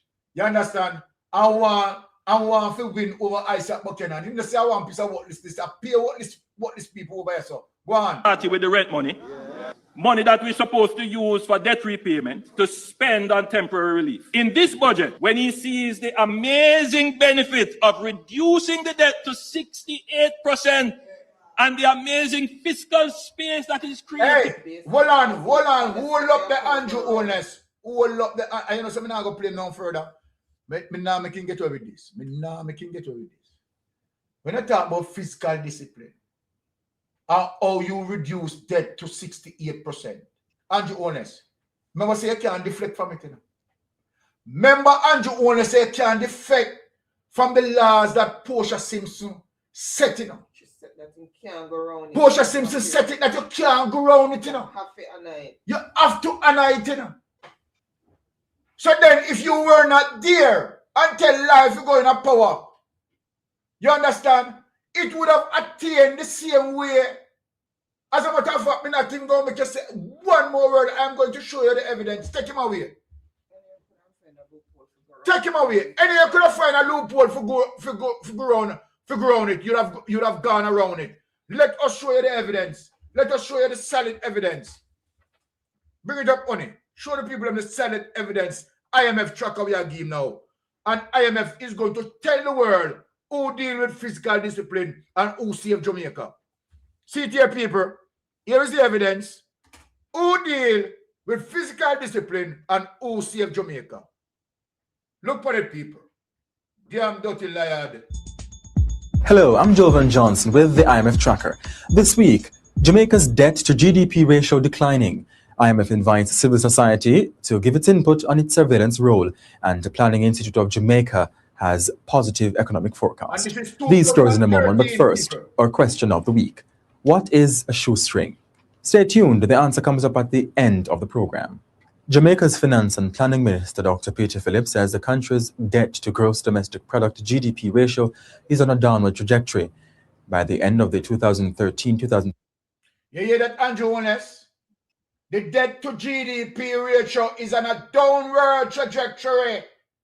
You hear that? You hear that? So you know about a claim that I steal that. We now go make a thief for one year. Oh, it's scammer.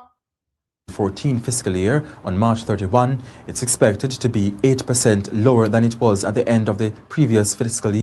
You hear that, Andrew Holness? 8% lower than the previous coming out of 2012. You understand, Portia Simpson, right? Went and get them people here. So listen to political history, Andrew Holness. Listen. Here, prior to Jamaica's agreement with the International Monetary Fund, IMF, on May 1 last year, the debt to GDP ratio was at 147%, but by the end of March, it's expected to be lowered to about 139%. Speaking at a forum recently, the finance minister said unless Jamaica has a wish for national suicide, the government has no option but to make the current economic support program with the IMF a success. The IMF is seeking civil society's views on how to improve the effectiveness of its surveillance. Surveillance refers to the fund's role in overseeing the international monetary system and the monitoring of the economic and financial policies of its 188 member countries. The consultation with the civil society organizations will form part of the 2014 Triennial Surveillance Review. This review is a periodic evaluation of how well the IMF assesses the risks and prospects for economies around the world. The IMF says its consultations on the 2014 review will be opened until April 30. Director General of the Planning Institute of Jamaica, Colin Bullock, says the short-term prospects for the Jamaican economy during the March 2014 quarter are positive. He says this is based on expectations of heightened confidence. Mr. Bullock says the heightened confidence results from the successful completion of the third quarterly review of Jamaica's IMF program. Meanwhile, he says the main impetus for inflation during January was largely due to higher prices for the categories furnishings, household equipment, and routine household maintenance. And to end our program, the answer to this week's question. The question. All right. Now, let us take that away, honey, and put up the next one and show the history of what Portia Simpson had done. You know what? I come claim this, Andrew Honest. The world knows say you're an artist. You understand? And we are here in this space. That's why you don't want the people to listen to us. So you listen now, Andrew Honest.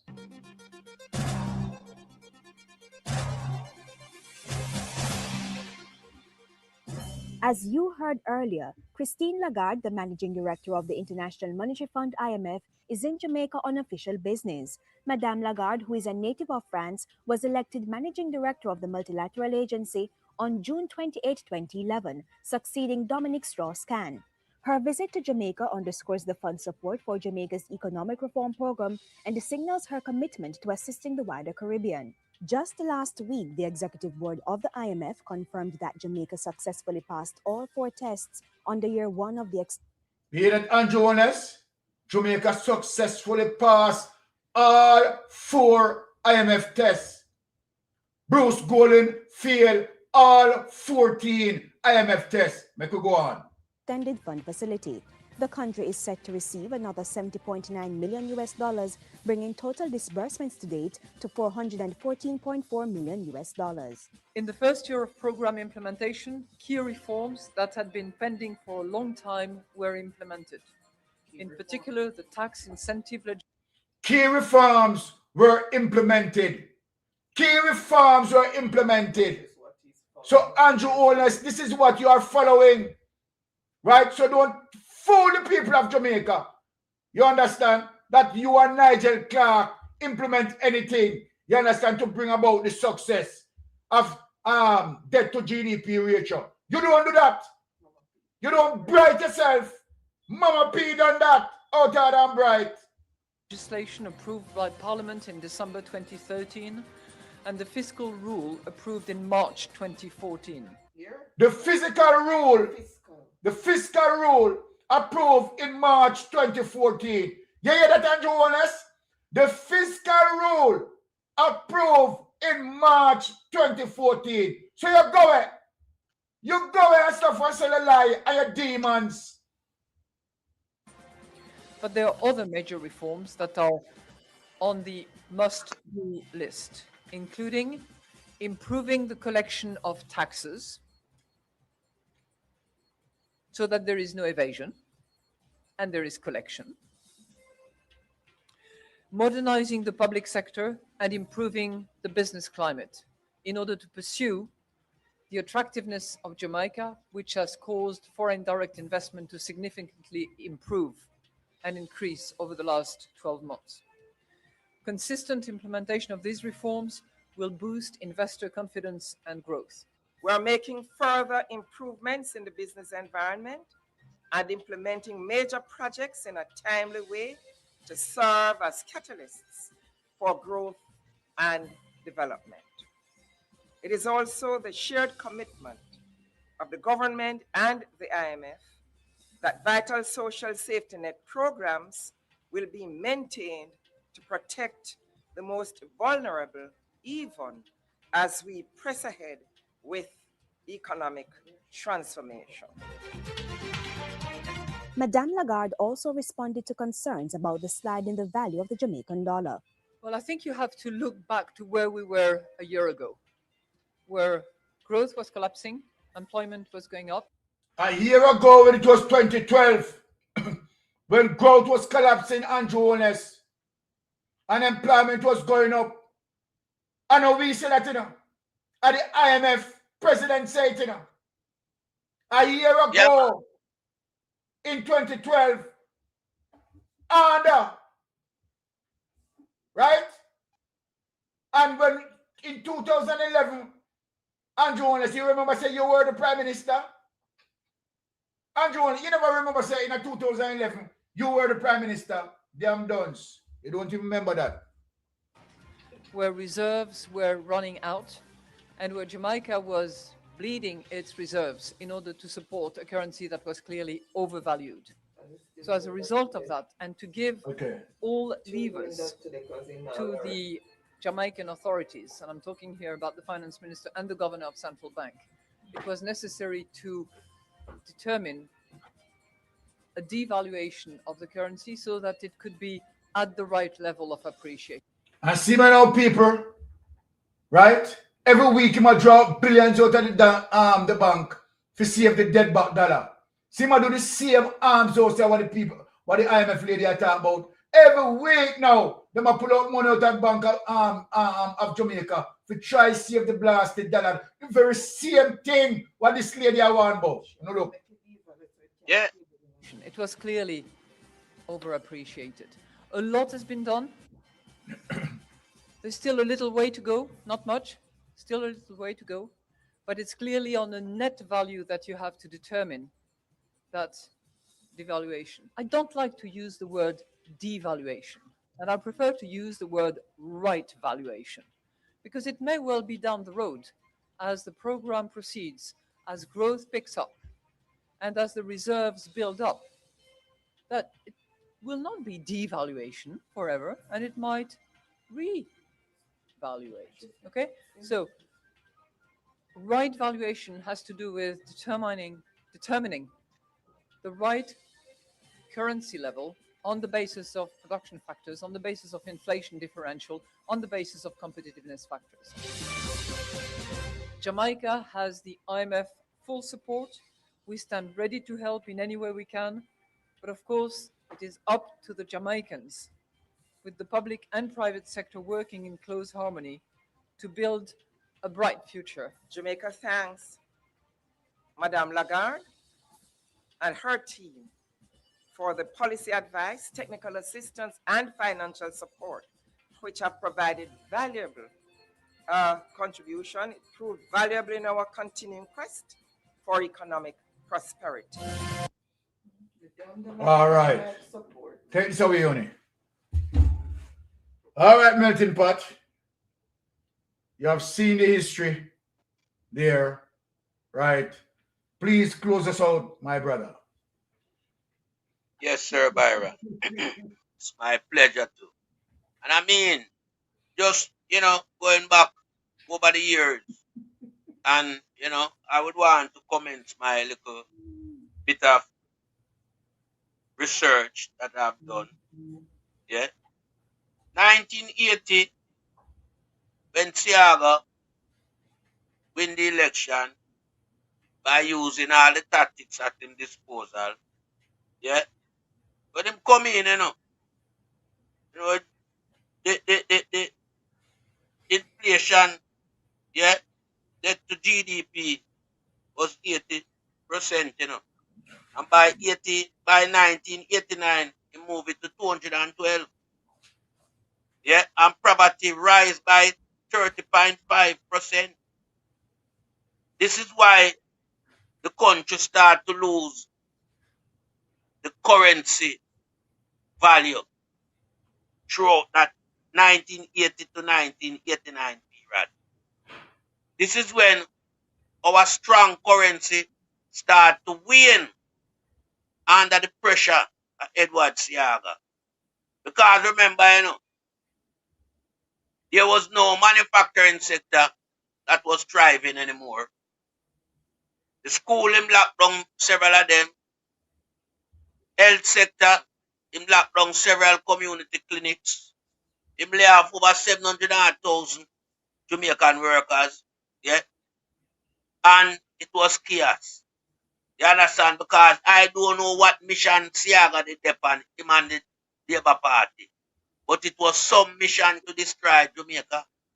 Because 1972 when Michael Manley win the election, and throughout that period when Michael Manley served, Michael Manley have Jamaica moving in the right direction. Everybody was striving. Everybody had a job to go to. Everybody have school to go to. Free school. You understand? Education. Yeah. From primary all the way up to tertiary level. You understand? And so, we know when this guy come attack, what he must say, the spear line don't know what him saying. Him not have a clue. Him just run out and talk things and through the journalists them down there. Not really, qualify enough to ask him the real question with them to ask him. To rebuff and things what him say when them know, say I lie him a tell. You understand? Because I do not know how them allow Andrew Holness to, deliberate so long over fiscal discipline. Somebody should have tell him right there and then, say no, you can't claim that. That has nothing to do with the Labour Party. Amen. The fiscal discipline that currently support Jamaica and its borrowing with the financial institution, was set in principle by Portia Simpson administration with the IMF. And this is why you see Christine Lagarde come down and come talk and tell the world what a brilliant job the Portia Simpson administration has done, because everybody expect Jamaica supposed to fail. Even when IMF give Jamaica the loan, when Portia Simpson and Peter Phillips, have to crawl upon them knee, Mark Golding was a part of the contingency, and Maxine Walters, Congresswoman, have to use our skill and get some of our same people to lobby on behalf of Jamaica. Because Andrew Holness and Bruce Golding missed 14 consecutive quarter agreement with IMF. Till in the end, them stop communicating with IMF. So what IMF do? IMF blacklisted Jamaica. Blacklisted Jamaica, people. That means them now have nothing to do with Jamaica. And when Mama P, because the country in a bad situation now, because I don't know all the money with them borrow, what them do with it. All I know say, one administration in the entire history of Jamaica ever wipe out the foreign debt. The People's National Party administration under Sir Percival Pattison, Sir Percival James Pattison. That's the man who wipe out the foreign debt, clean the slate. So there's no way the PNP can have the legacy of damaging Jamaica. It's the Jamaica Labour Party who have that legacy. This guy is a spin doctor. He is a soundbiter. He say something and him feel like it catch people and make them keep repeating it. And it's pure lie telling. Because it is there. It's a part of Jamaica history. It's in the annual of the International Monetary Fund. Jamaica under Portia Simpson administration performed to a level that has never been seen before anywhere in the world by a third world country. That the IMF chief them said Jamaica model must be implemented across third world country. The fiscal side of discipline. You understand? Because everybody expect Jamaica to fail. The type of austerity measure that was imposed upon that loan, where we get to kickstart the economy, them expect we to fail.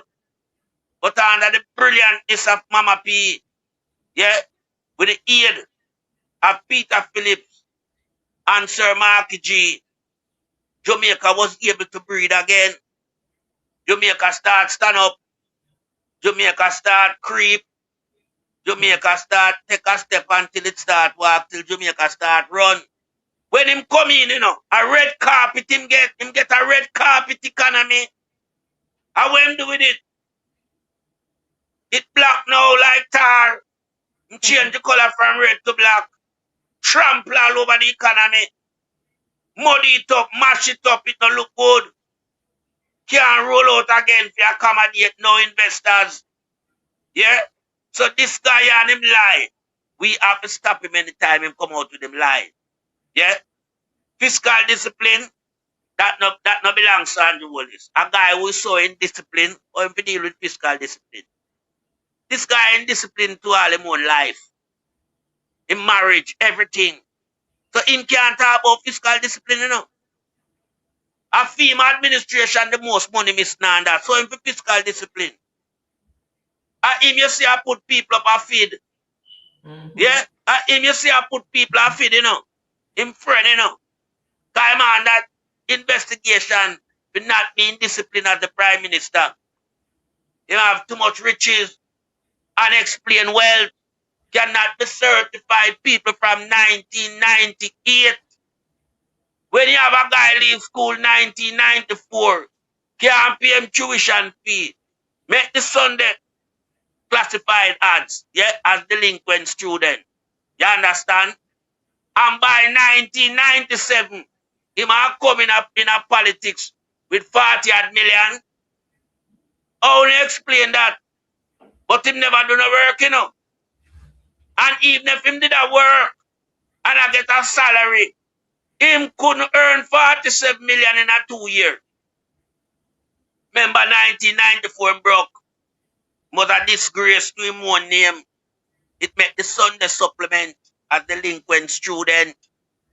You see him name big and bold. You understand? So everybody if you look on this garbage as an indisciplined piece of shit in our society. Yeah? He will discipline till it look bad. Remember the man carry a trail of destruction anywhere him going. Can him take off his see how much Jamaican youth dead over him 10-year period. Just look on the amount of people who dead in Jamaica over 110-year period. You think if him the discipline would have so much loss of life? Eh? Look how much case step on the judicial system. This and the theme administration unsolved case, cut and dry case.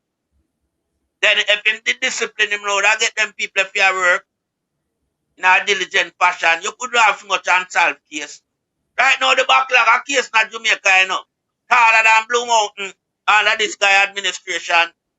Yeah? Because all of these cases are corruption. You understand? With dollar, see it gone the ice. And the FEMA administration, see the CPI index, wait I tell you, say, Jamaica become more corrupted under FEMA administration. So there's nothing about discipline with Andrew. Nothing. We have never had a prime minister who had 2 mistresses in a parliament one time. Never. We had never have a prime minister where main spouse bets with the matey in a parliament. Never. So there's no discipline to this guy. The only thing we see attached to this guy is a thing called method of madness. This pure madness him create every day. You understand? Under Andrew Wallace administration, our people are not supposed to turn police on. Police are move up the rank to senior strategists. To them the way up the ranks and get over $12 million annually. You see people are left the army now pick up position in a civil society as it relates to administration role. So see a be mad him bring all a commissioner we can't speak a Google Gaga. So there's no discipline about Andrew because everything him do is in discipline. And there's only one thing you can attach to him is the word called method of madness. That's what him do. Just look what him do with it when Melissa come. Tear down our pen right away. The agency who is there to carry out the work. as it relates to disaster preparedness and readiness. Him tear it down. So that was a madness again. You understand? So even the rebuilding structure in Jamaica, him want to move it from traditional concrete, where you know you have black steel, sand and gravel and cement, to container. Method of madness again, not discipline about this guy. You understand? He's the only prime minister where you see sell house and criticize the next prime minister. House is what that were built under that prime minister tenure. And when you look where you see happen, the previous one where him say our operation shame, it moved from operation pride to operation shame. That one they stand up and a smile. You see few new one them when him say hurricane proof and resistant, them tear up like cardboard box. Yeah? Because that was a method of madness for you as a prime minister. Come out and criticize what the other prime minister do for the country. When you can't do shit for the country, more than rob the country, you haven't done anything for Jamaican. What you have done is sell Jamaican as slave in their own country. Working for peanut. And when them not work, what you do? You take with the job, give the Chinese them. See, you want to bring all type of people come to Jamaica for work now. Yeah? Because see that you get jealous of Pinnacle. So you want them contractor they know to come replace the contractor them with them in Jamaica. Jamaica not say this guy now got pay off out. More than a method of madness. Him sell the country population short. Him tell the world so we don't have skilled people. Look how long Jamaicans have built Jamaica.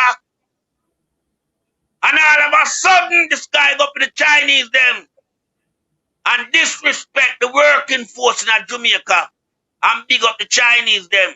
Now I want to big up some people who have built Pinnacle. But them people are not get involved in them, you know. Because them people by now know how corrupted them is. You understand? You know so what them do?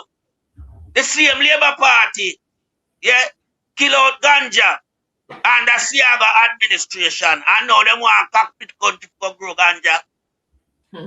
You see them are idiot. Go down, give them nothing. Run with the shit house them. And them can't do you nothing. We say that round your song with their supervise any concern that comes on the way.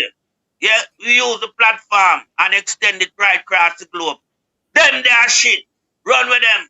And run out the nasty Maroon one have up there. The one we want to sell out. The one we take butter. Run with that piece of shit that's on a Maroon.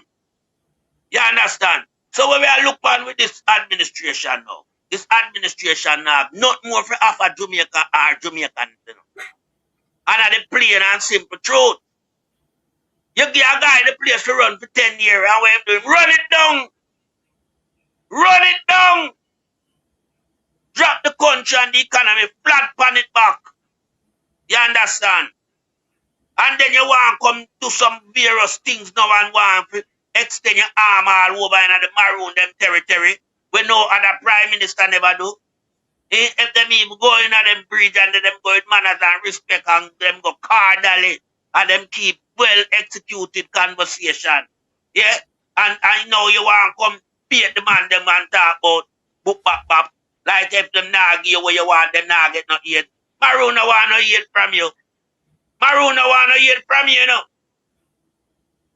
Cause I tell you this right now. Yeah, I know the Chief Richard Curry.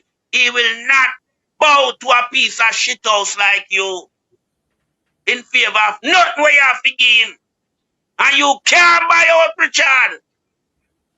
Mr. Curry don't want no butter from you, Andrew. Everywhere you go, you carry the corruption money and buy out people. You buy out the justice system in Jamaica. You buy out the police them in Jamaica. You control the army. And you have some little people around the place where you have to pay money for the dirty work. Because we know it. We know it. And it's a fact. And the world is watching you. You understand? You have too much controversy surrounding your tenure as a prime minister. You understand? You're the only prime minister that has ever gone in front of the Integrity Commission for illicit enrichment. You're the only prime minister who cannot be certified from 1998. 1998 are going 28 years now. You should not be there. You're the only prime minister who run on a ticket while you're under investigation. You're the only prime minister that have over 10 people in your cabinet currently under investigation for illicit enrichment. You're the only prime minister where the country have lost 3 trillion. Stolen. Me not attach the word and accounted for. It is stolen. Yeah, period. Yeah, me not know pretty thing around here, so call me name can't pronounce the word unaccounted. But me can't say the word stolen. And me know it mean the same thing. Because if you can't find something, you know, and you never lost it, you know. You put it your somewhere, you come back, you can't find it. And like you guess and spell where you put the money. We know the money go to the ministry. But we don't see it and we don't see not where it do. And we know we don't put no wheel, no hand and no foot on the money. Then the money no more stolen, man. More stolen, you know. Money drive it. Yeah, it nah no wing and it nah no wheel, Byron. Where it gone? You understand? And it's a money like this, you know. The money nah no fame for travel go overseas, you know. It can't pass the border, it can't pass the airport. So the money is supposed to be in Jamaica. But them guys steal it and convert it. You know them illegal bank account. You know them friend bank. The friend come under pressure. I tell you, man, show me your company. Show me your company. Me tell you who you are, you know. Now see two of them under pressure. The 2 man we are par, you know. The 2 big kingpin we are par. The prime minister and the commercial bank man. Where them call Michael Leach. You know, see 2 of them under pressure. Serious pressure, people. Who know if take sleep and mark dead. The 2 man are 2 big tapanari's friend. One all make him open all bank account with no money. 0 money deposit. You know them name mix up in a several yacht. Several yacht. And the yacht them comes on the back of some financial Ponzi scheme will crash. Anytime the scheme crash, them buy yacht. So when we look and put them things together, what we are seeing in front of it is a, you know, a team of criminal people are act in the country. Dress up every day in a necktie and suit. Big criminal them. But you see how them fall, because the mighty must fall, you know. The mighty must, if Goliath fall, then who is nasty Andrew Wallace can't fall. Andrew will fall. He must fall. Because Andrew can't out last time, you know.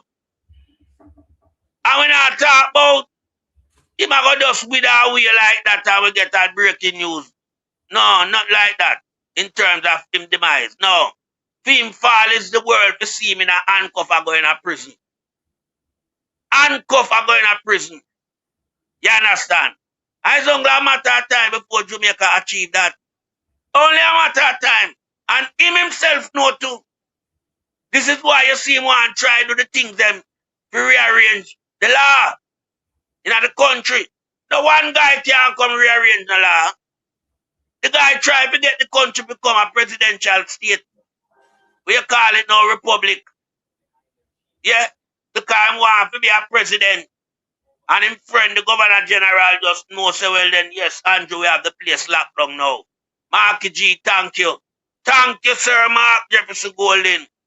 Are you saved the day for Jamaica and Jamaican? Yeah? You is the man who saved Jamaica democracy.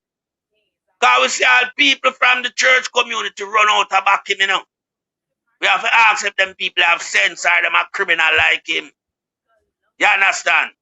But we don't see them come out, come tell him, say, no, the youth, them we are dead. But we see on video where your people them are killed. Yeah? Your police officer, your soldier, them are killed the youth, them. We know say innocent, because the report where we get, we have seen something different than the video. But at the same event. But phone version different from where the video record. You know, so the church people them come out and say nothing to that, you know. Not even when the police them got the 13 shot, you know. The insane man don't a man they play, you know. Church people them like and nothing. You know, see, it's a fellow human being. And them have the rights, like anybody. All Jamaican where you see the man them killing at them house, to one of them people should have got, if you come for them, you arrest them. Arrest them. But it look like we have arrest again as part of the law. All we have in Jamaica is murder the people them. Murder the people man of this nasty government here. Yeah. So when we see some people, when me should have look on and, you know, salute them people as people who help keep the standard of principle in Jamaica. A par with Nasi and do all this. Me have a look on them as shit. Yeah. Jamaica for Justice. Umbrella group of churches. Yeah. And several more fundamental group in our country. You understand? Yeah.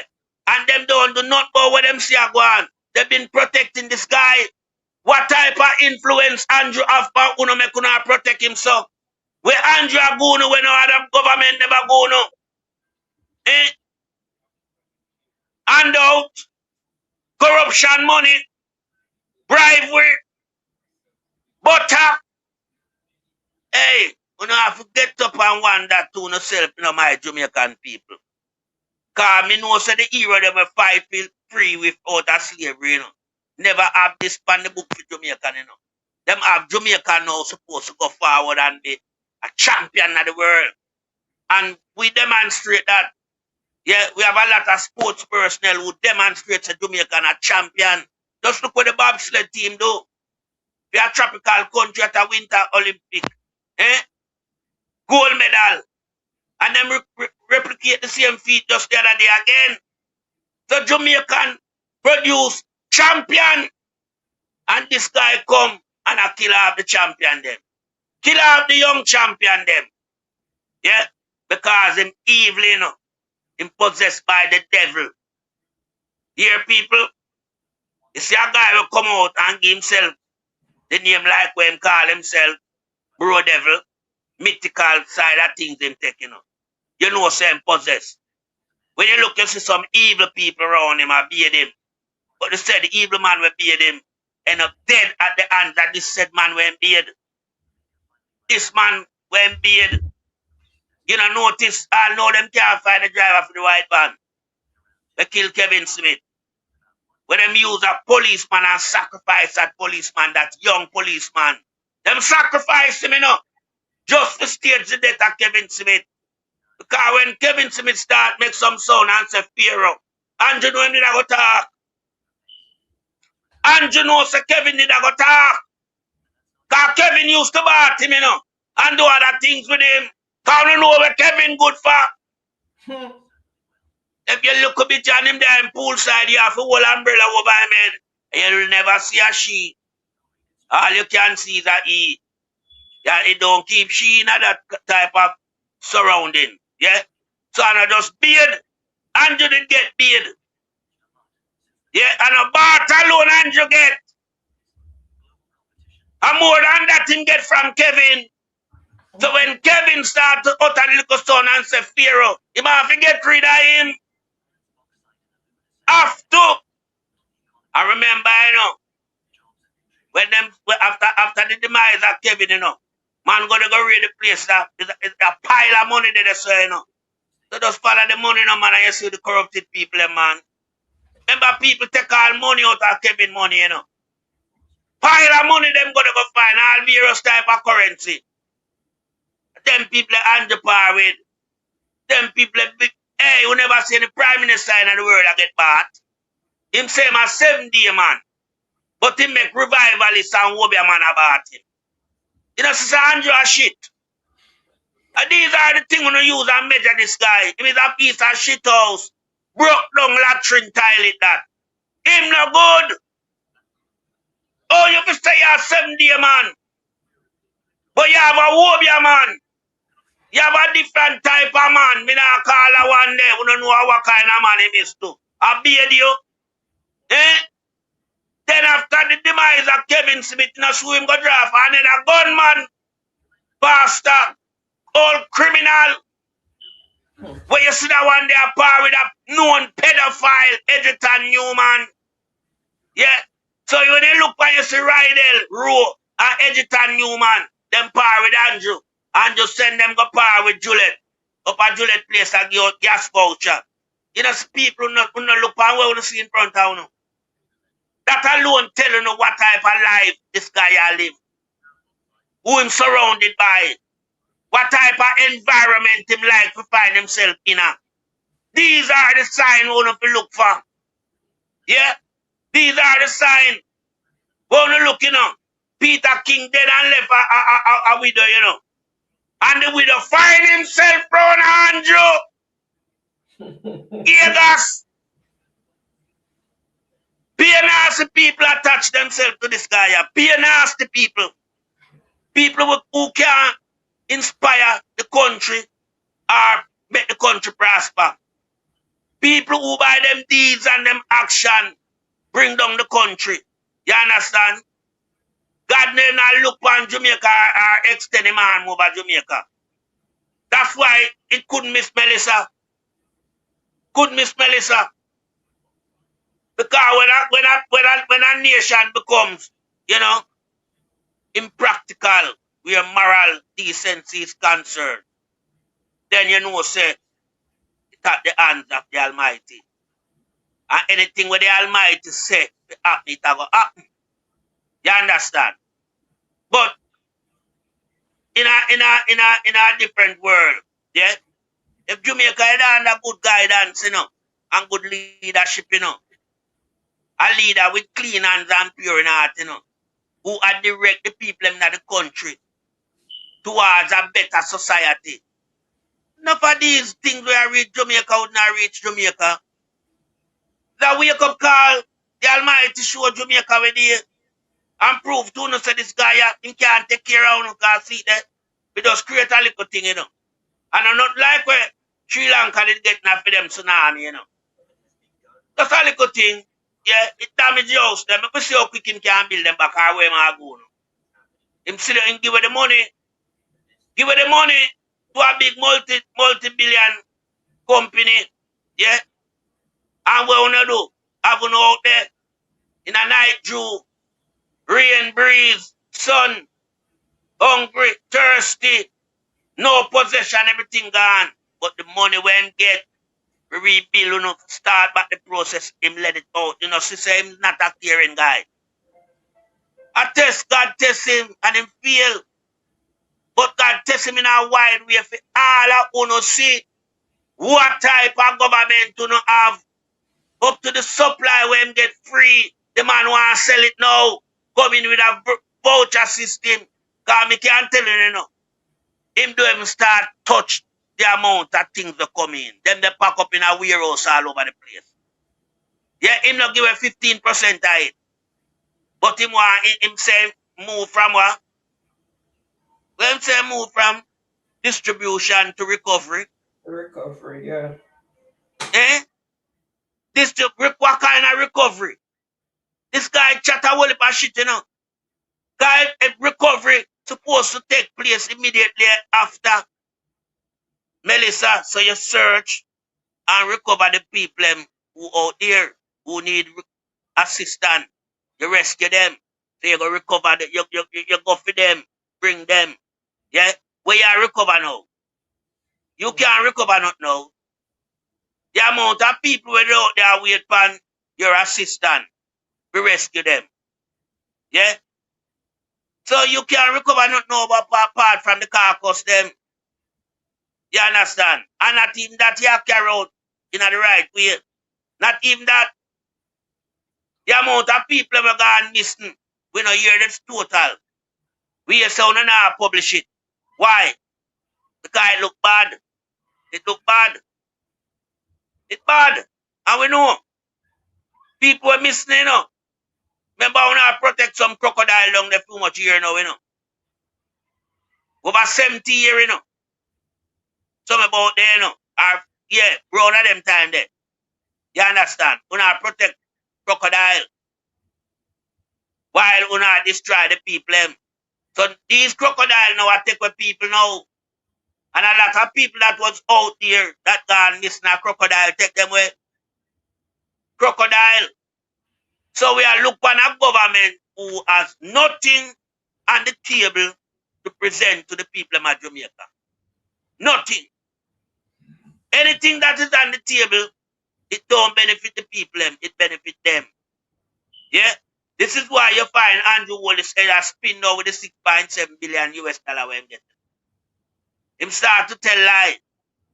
Because you never have a plan to start a new airport, you know, in a Clarendon, you know. We don't lock down money more sugar factory at Lionel Town long time. But you want to build back sugar factory? Eh? So, I want to ask you the question. When you go to the people and for the money, the $6.7 billion, what type of package you go and ask for? Is it a hurricane relief package to restore back the people in life and give them back them proper home and things like that? Or is it a business loan? That business, miss you come back and deal with, you know. Business. I don't see the people that benefit from the 6.7 billion yet. Them not benefit from the 150 million cat ban. Them don't benefit from the 70 million from the CRIF fund. And there's an extra 20 million that was given. Yeah. Them don't benefit from that, you know. So in all within the insurance policy money, yeah, it's 240 million, you know. 150 from the cat ban, 70 from the CRIF, that are 220 and the next 20, yeah, from CARICOM. It's 240 million that, you know. And we're talking about US. We're talking about US. So you just out there and play with the people in life, telling them lie, hiding the figures from the people. There is no transparency. When question been asked, your lieutenant tell people say them bad mind, them this, them that, them are wicked, them corrupted, all type of narrative. Because you don't want no checks and balance. Yeah? So if Jamaica people can see a guy who cannot offer any checks and balance as the head of a government, what are you doing with that government? That government must go. Because if such a government was in the diaspora, you couldn't beg nothing from the diaspora and them wouldn't have nothing. The country them would just be like Jamaica. So me ask, what you want?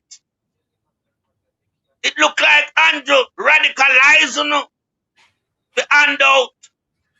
You turn recipient of handout now. You don't want nothing more. You don't want a strong economy where you can get up, be a dress and go to work and come back home and have a nice family and sit down on the table and have a nice meal. You don't want that, you know. Because if you don't want that, you know, you know that ask to change and make the change. Yeah? So, that's why sometimes I tell the diaspora people, you know, only in a certain circumstance, like all bellies over there, we know we have to rally around the car. But other than that, you don't forget nothing down there. Nothing! Until you can wake up and smell the coffee. God just look, if England, Canada, and America did have the banana republic government like we have a Jamaica right now, you don't think you could have get nothing from them places? You don't think the place would have nothing to send come down in the hurricane relief? Eh? You don't see where no help come from. You don't see Andrew that help, you know. Andrew don't have nothing to go, you know. And just done the taxpayers' money upon the election. The last bit where them take out there, the 1.4 billion, where Pumbas take and sham the people with the whole bus. And the number, even the 110 can come, it stop at 60. It stop at 60, and now the next 50 to complete the 110 whole bus can read. And nobody don't know where the balance of money there. I remember them do even spend 100,000, they can't get the bus them free. And we see all type of lie tell. All type of lie. When you look anywhere you hear Dan Bill Scrappy walk and him call, you know, a corruption did it so. And him name did call in the school bus scandal. Yeah? Him name did call there so. But I don't surprise. I don't surprise, you know. Because I could never believe that the economy we have struggled, the government could have so much money I give it just for election. Not tell us a corruption that, man. A corruption that, you know, I mean, know the entire world see. So when you hear them talk about Paul Buchanan no have no case, and you see them try to go around the thing, Paul Buchanan have more than case. He have too much case. He have cases. Several breaches go on. Yeah, because the corrupted prime minister have to steal the election to keep himself out of prison, not to run the country properly. You heard him talk about, and I'm swearing about how we're moving on to the fourth term. Him just said that as a sham word. Deep inside him a fret. Because him conscience a weigh down on him heavily. Him know him steal it. And him know say, boy, you know, me that work here. The people them deserve better, you know. Me now put out the work because me not really I work to enhance the country. Or the people them in the country. Me I work to just keep myself out of prison. So while some here I can manipulate the thing, I can give them people some money, rub some butter here, there, and everywhere. And I good. But that won't happen. Because on the good salvation lasts forever. I'm telling you that big note, Mr. 28 bank account. Yeah, bit Prime Minister.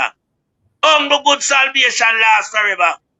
Your style of leadership and running Jamaica, it will come to a halt soon. I just want you to come across the Atlantic Ocean and find yourself in a UK. I rest my case. And I hand back the floor to the host.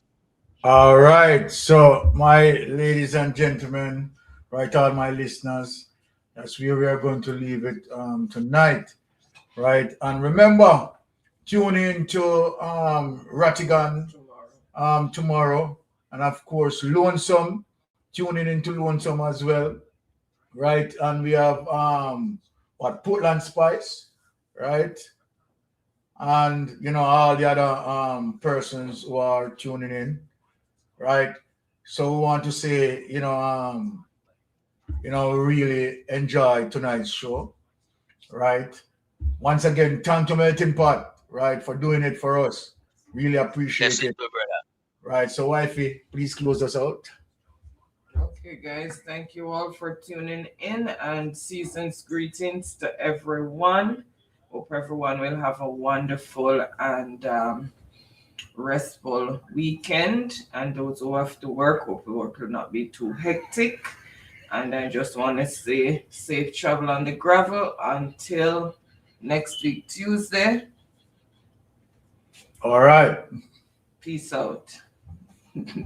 Blessings, Melting Pot. Thank you. Blessing again. Boy, we have to laugh to see a Natty Morgan pop up. You see, Andrew McCall, people mafia remember about Natty Morgan. This is how much of a criminal the guy is, you know. Hey! Boy, I tell you, boy, Jamaica, God bless you, the same way we love you, always. All right. Blessings. I don't want you to come to me with that foolishness, you know. You elect a prime minister, and is a prime minister run the country. It is time we learn to hold our leaders accountable for their actions and stop making excuses for them. Stop making excuses. Otherwise, go elect the people who really run in the country. And I don't want the right start that stupid argument. Hold the people you elect accountable and stop making excuses for them.